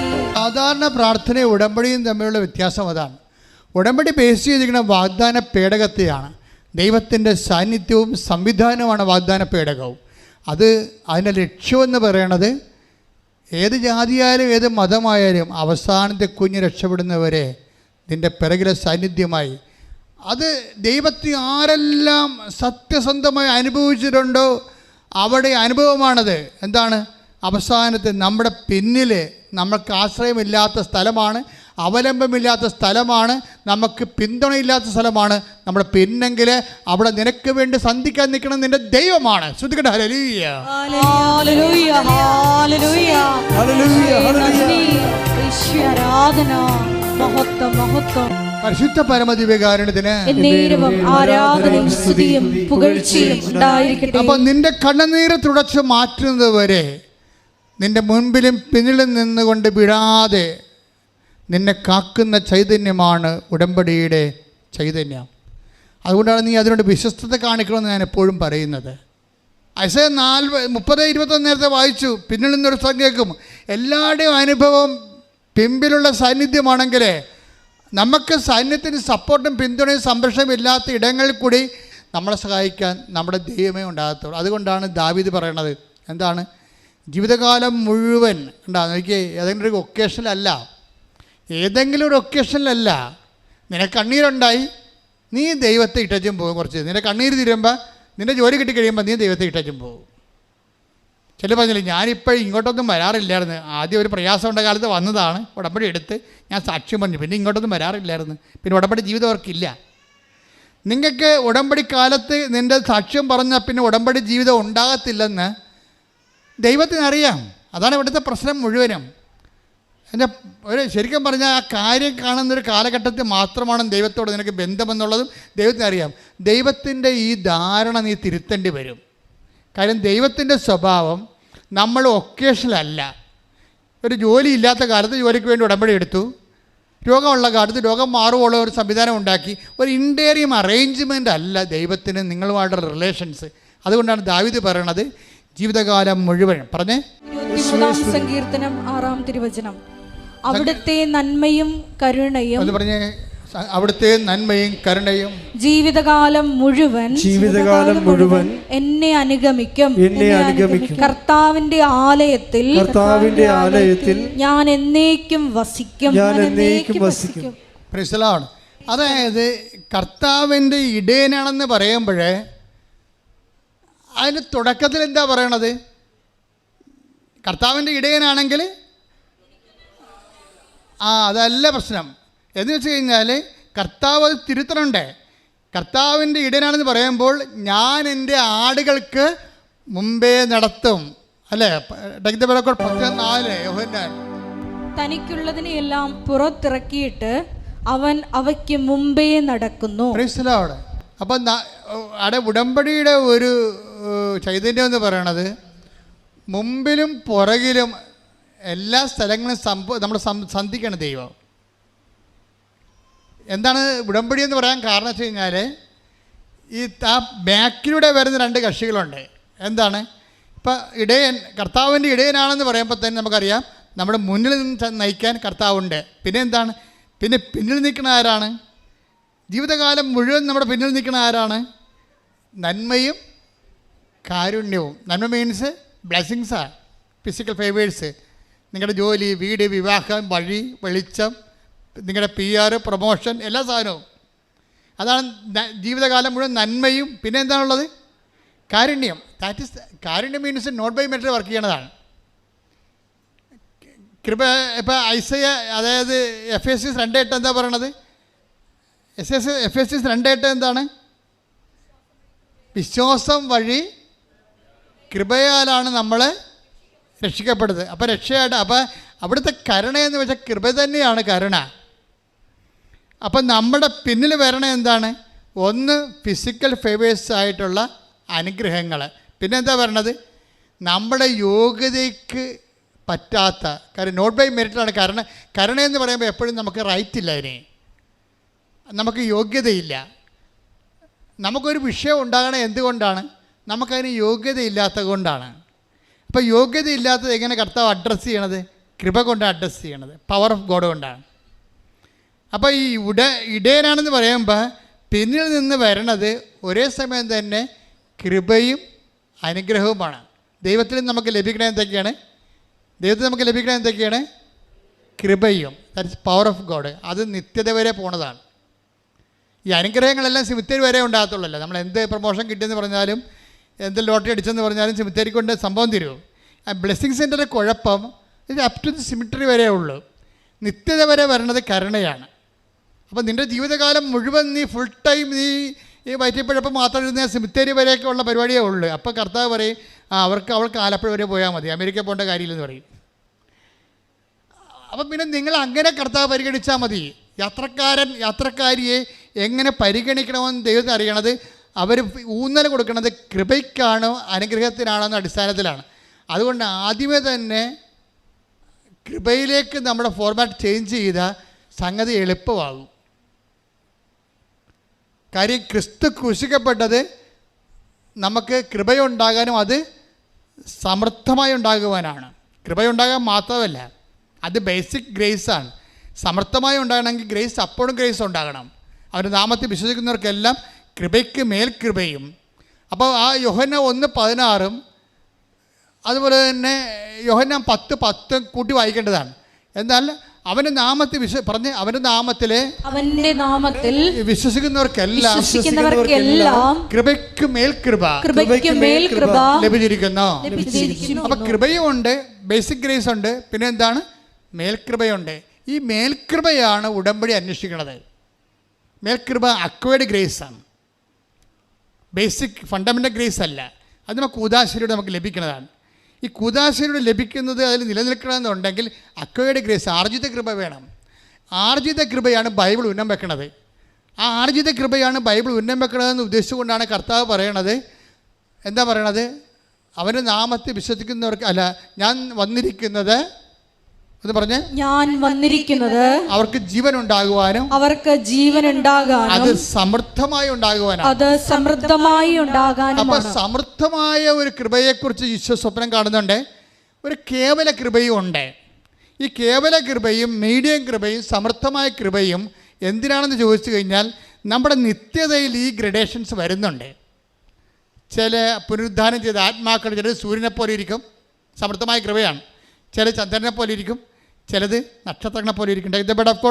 ഒന്നുകൂടെ 15:41 സൂര്യന്റെ തേജസ് ഒന്ന് പറഞ്ഞേ. സൂര്യന്റെ തേജസ് ഒന്ന്, ചന്ദ്രന്റേത് മറ്റൊന്ന്, നക്ഷത്രങ്ങളുടേത് വേറൊന്ന്, നക്ഷത്രങ്ങൾ തമ്മിലും തേജസ്സിന് വ്യത്യാസമുണ്ട്. ഇപ്രകാരം തന്നെയാണ് മരിച്ചവരുടെ പുനരുദ്ധാനവും. അപ്പൊ മരിച്ചവരുടെ പുനരുദ്ധാനം എന്ന് പറയുമ്പോൾ തന്നെ ആത്മാക്കൾ നേടിയെടുത്തിരിക്കുന്ന കൃപയ്ക്ക് ആനുപാതികമായിട്ട് സൂര്യകൃപയുണ്ട്, ചന്ദ്രകൃപയുണ്ട്. എന്നുവെച്ചാൽ ദൈവത്തെ ആസ്വദിച്ച് ആനന്ദിക്കുന്ന ആനുപാതികം ഗ്രഡേഷനായിട്ടിരിക്കുകയാണ്. അതുകൊണ്ട് തന്നെയാണ് നമ്മൾ എത്ര അധ്വാനിച്ചാലും നമുക്ക് നഷ്ടമില്ല. ചില മൊണ്ണകളെന്ന് പറയുന്നത് വിചാരിക്കുന്നത് 4 പെണ്ണും പിടിച്ച് 5 ഡൈവേഴ്സ് ചെയ്താൽ 10 അബോർഷനായിട്ട് ജീവിച്ചാലും മതി, അവസാനം അച്ഛനെ വിടുന്ന കുമ്പസാരിച്ചിട്ട് ചത്തുപോയാലും സ്വർഗം കിട്ടുമെന്നാണ്. ഞൊട്ടേണ്ടി വരും. കാര്യം മനസ്സിലാക്കണം. നിങ്ങൾ ആണ്ടിലൊരിക്കലും കുമ്പസാരിക്കാൻ വേണ്ടി പറഞ്ഞ എൻ്റെ അനുഭവമാണ് ഇപ്പോൾ ജനത്തിൻ്റെ അനുഭവിക്കുന്ന ആധ്യാത്മിക ദാരിദ്ര്യം. ഉടമ്പടി സമ്മതിക്കത്തില്ല. അത് ഉടമ്പടി പേര് നിങ്ങൾ എപ്പോഴും വിശുദ്ധിയിൽ ജീവിക്കണം. എന്താ കാരണം വെച്ചാൽ 2 ആഴ്ചയിലൊരിക്കലും നിങ്ങൾ കുമ്പസാരിച്ചിരിക്കണം. എന്തിനാണ് കുമ്പസാരിക്കണേ? പ്രത്യാശ എന്ന പുണ്യവും കൺഫ്യൂഷനുമായിട്ടാണ് ബന്ധപ്പെട്ടിരിക്കുന്നത്. വിശ്വാസത്തിൻ്റെ അടുത്ത നടപടി എന്താണ്? പ്രത്യാശ. നമ്മളിൽ ആരാണ് പ്രത്യാശിക്കണത്? നമ്മൾ പ്രത്യാശിക്കുന്നത് എന്തിലാണ്? അവൻ്റെ വരവിനെക്കുറിച്ച് പ്രത്യാശിക്കുകയാണ്. അവൻ്റെ വരവിനെക്കുറിച്ച് പ്രത്യാശിക്കുന്നവർക്ക് എന്താണുള്ളത്? അവർ ഒരുങ്ങിയിരിക്കും. കർത്താവ് 17 പ്രാവശ്യം പറഞ്ഞില്ലേ, ഒരുങ്ങിയിരിക്കുവിൻ, തയ്യാറായിരിക്കുവിൻ, ജാഗരൂകരായിരിക്കുവിൻ. 17 പ്രാവശ്യമാണ് യോഹന്നാന്റെ സുവിശേഷത്തിൽ പറഞ്ഞിരിക്കുന്നത്. ഈ പ്രത്യാശ എന്ന് പറയുമ്പോഴേ നമ്മൾക്കുള്ള പ്രത്യാശയുടെ ഭാഗമായിട്ട്, പ്രത്യാശ എന്ന് പറഞ്ഞിട്ട് ഈ വരാത്ത വണ്ടിയും കാത്തിരിക്കണ പോലെയുള്ള വാട്ടം നോക്കിയിരിക്കട്ടെ ഇപ്പല്ല. വിശുദ്ധിയിൽ ജീവിക്കുന്നവരാണ് പ്രത്യാശ ജീവിക്കണത്. വിശുദ്ധിയും പ്രത്യാശയും നമ്മളെ ബന്ധപ്പെട്ടിരിക്കുന്നത്. എന്താണ് നിങ്ങൾ പ്രത്യാശിക്കണത്? കർത്താവിൻ്റെ വരവ്, നിത്യതയാണ് പ്രത്യാശിക്കണത്. അതിന് നമ്മളെന്ത് ചെയ്യണം? നമ്മൾ വിശുദ്ധരായി എൻ്റെ മുമ്പിൽ കവനൻ്റെ ഉടമ്പടി എടുക്കുന്നവരെ നിങ്ങൾ എൻ്റെ മുമ്പിൽ വ്യാപരിക്കണം. പിന്നെ കുറ്റമറ്റവരായിരുന്നാൽ മാത്രം പോരാ. അത് കർത്താവിനെ കാണാത്ത, പരിശുദ്ധ അമ്മയെ കാണാത്ത എബ്രാഹത്തിൻ്റെ ഭർത്താവൻ എബ്രാഹത്തിനോട് അങ്ങനെ പറഞ്ഞാലേ ആ വേദപാഠം വിലപ്പോകത്തുള്ളൂ. ഇപ്പോൾ കർത്താവ് നിൻ്റെ പാപത്തിന് പരിഹാരം ചെയ്തിരിക്കുകയും അവൻ്റെ നാമത്തിൽ കൃപ ഉൽപ്പാദിപ്പിക്കുകയും ചെയ്തപ്പോൾ ദൈവത്തിൻ്റെ മുമ്പിൽ ഇക്കാലത്ത് വ്യാപരിക്കണമെങ്കിൽ കുറ്റമറ്റവനായിരുന്നാൽ പോരാ, കൃപ നിറഞ്ഞവരായിരിക്കണം. കൈയടിച്ച് ശ്രദ്ധിക്കട്ടെ.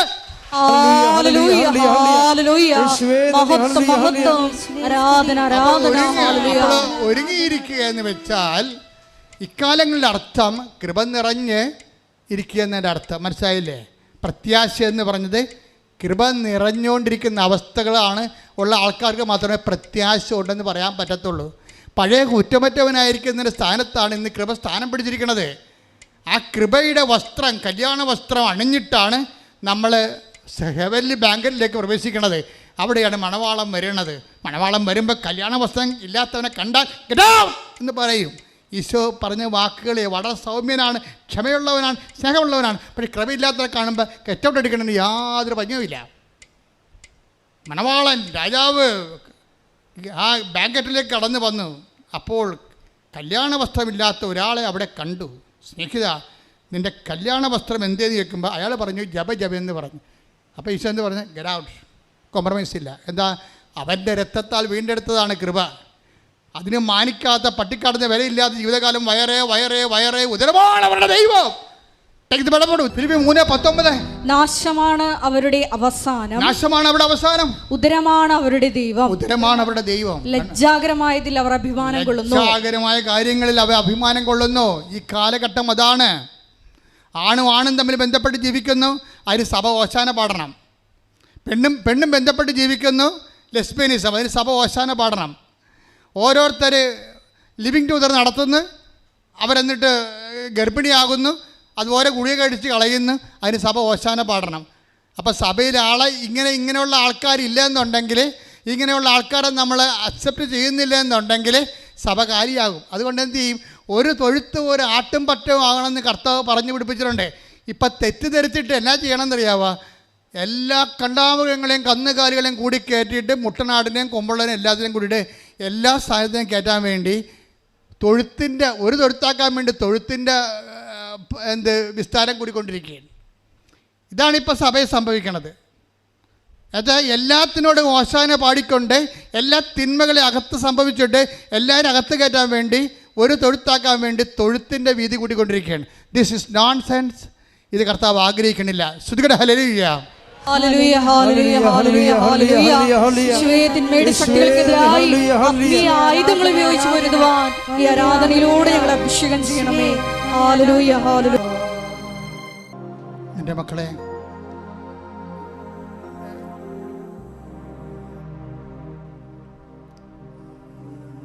വിശുദ്ധിയിലേക്ക് ആണ് നമ്മൾ വിളിക്കപ്പെട്ടിരിക്കുന്നതിന് പാഷാന്തം നൽകിക്കൊണ്ട് കർത്താവിൻ്റെ വീണ്ടെടുപ്പ് കൃപയിലേക്കാണ് നമ്മൾ വിളിക്കപ്പെട്ടിരിക്കുന്നതെന്നുള്ള ദിശാബോധം നൽകുന്ന ഉടമ്പടി നമുക്ക് മുമ്പിലും പിമ്പിലും അവൻ്റെ സാന്നിധ്യം ഉറപ്പുവരുത്തിക്കൊണ്ട് കണ്ണീരിൻ്റെ ജോർദാൻ കടക്കുന്നവരെ നിത്യത വരെ വാഗ്ദാന പേടകമായ ദൈവത്തിൻ്റെ സാന്നിധ്യം ഉറപ്പുവരുത്തുന്ന ഉടമ്പടിയുടെ ഭാഗമാകാൻ കഴിഞ്ഞതിലെ കർത്താവിന് നന്ദി പറഞ്ഞുകൊണ്ട് ശ്രുതിക്കട്ടെ.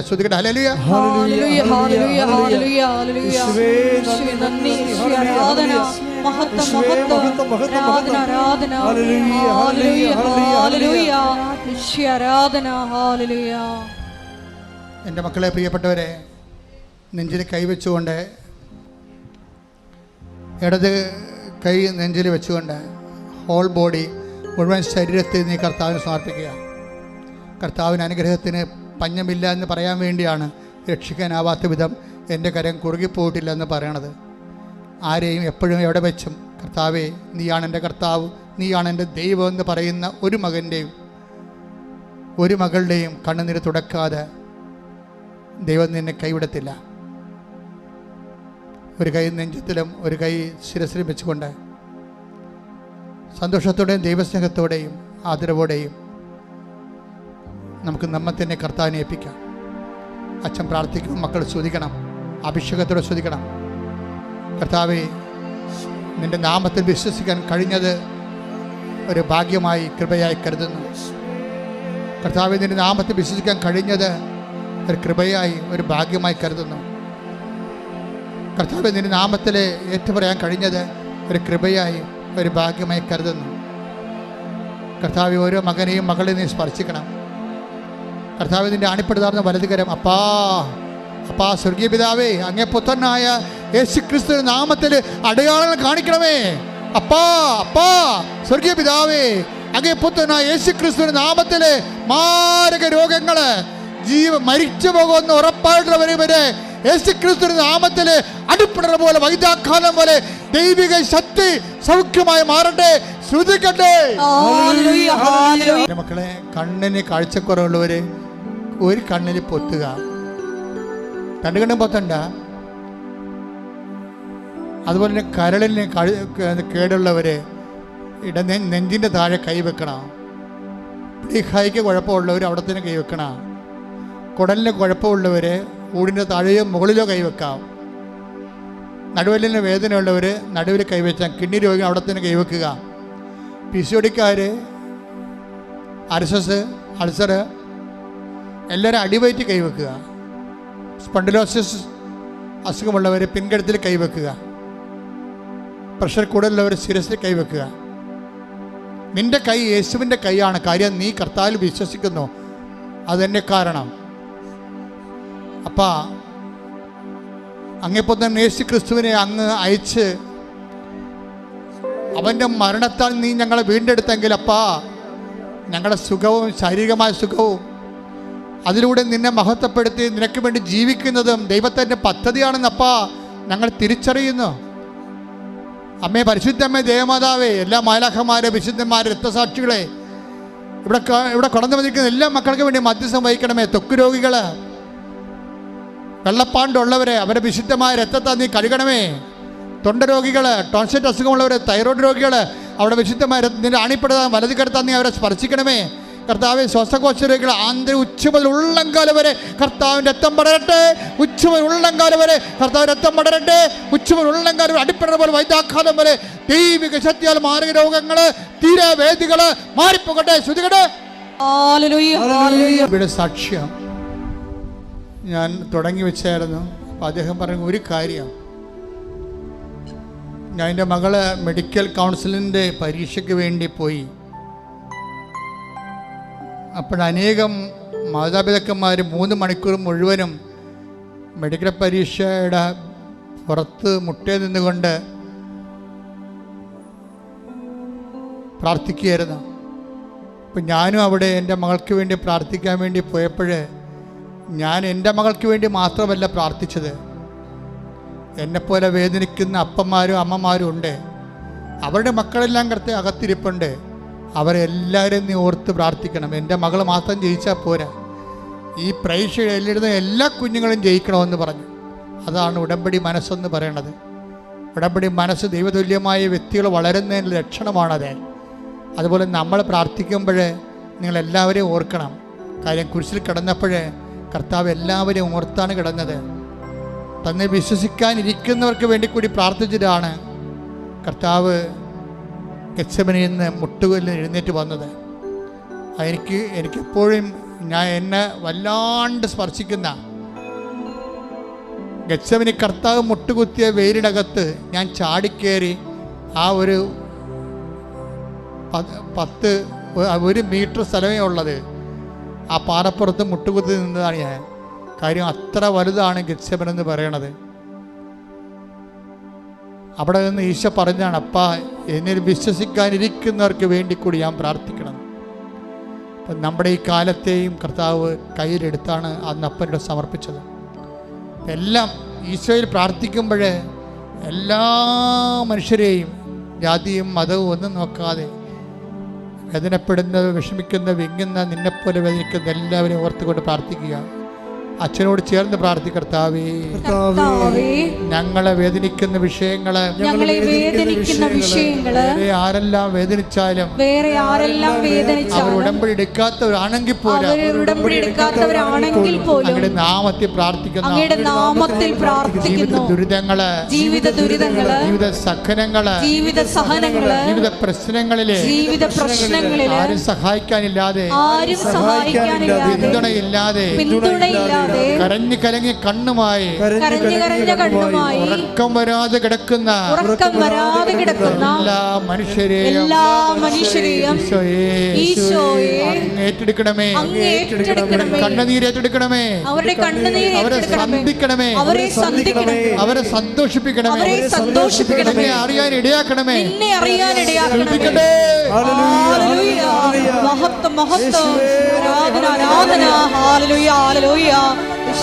മുട്ട നിൽക്കുക, മൗനമായി പ്രാർത്ഥിക്കുക.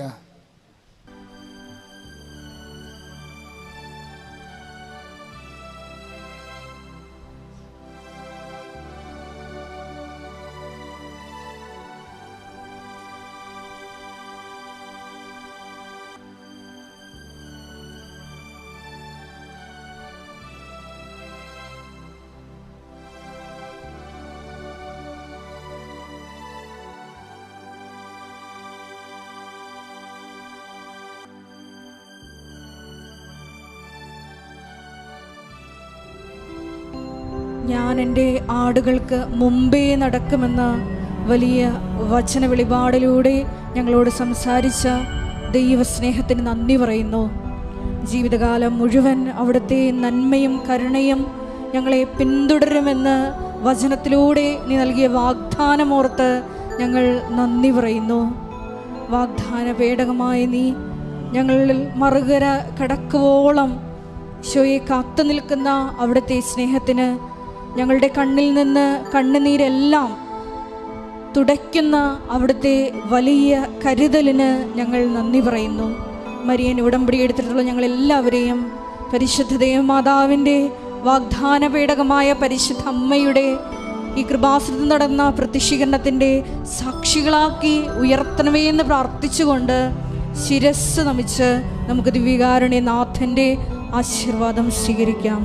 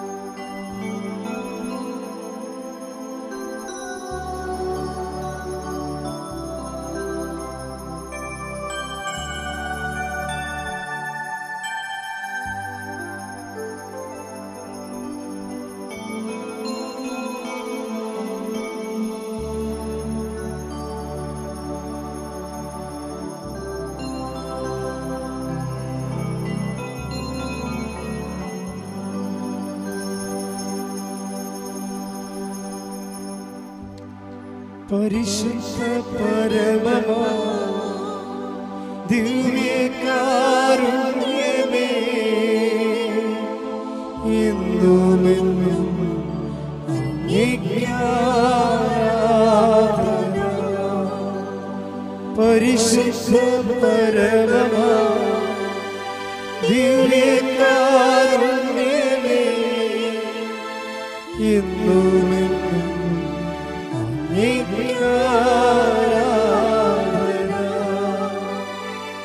പരിശുദ്ധ പരമമാ ദിവ്യകാരുണ്യമേ,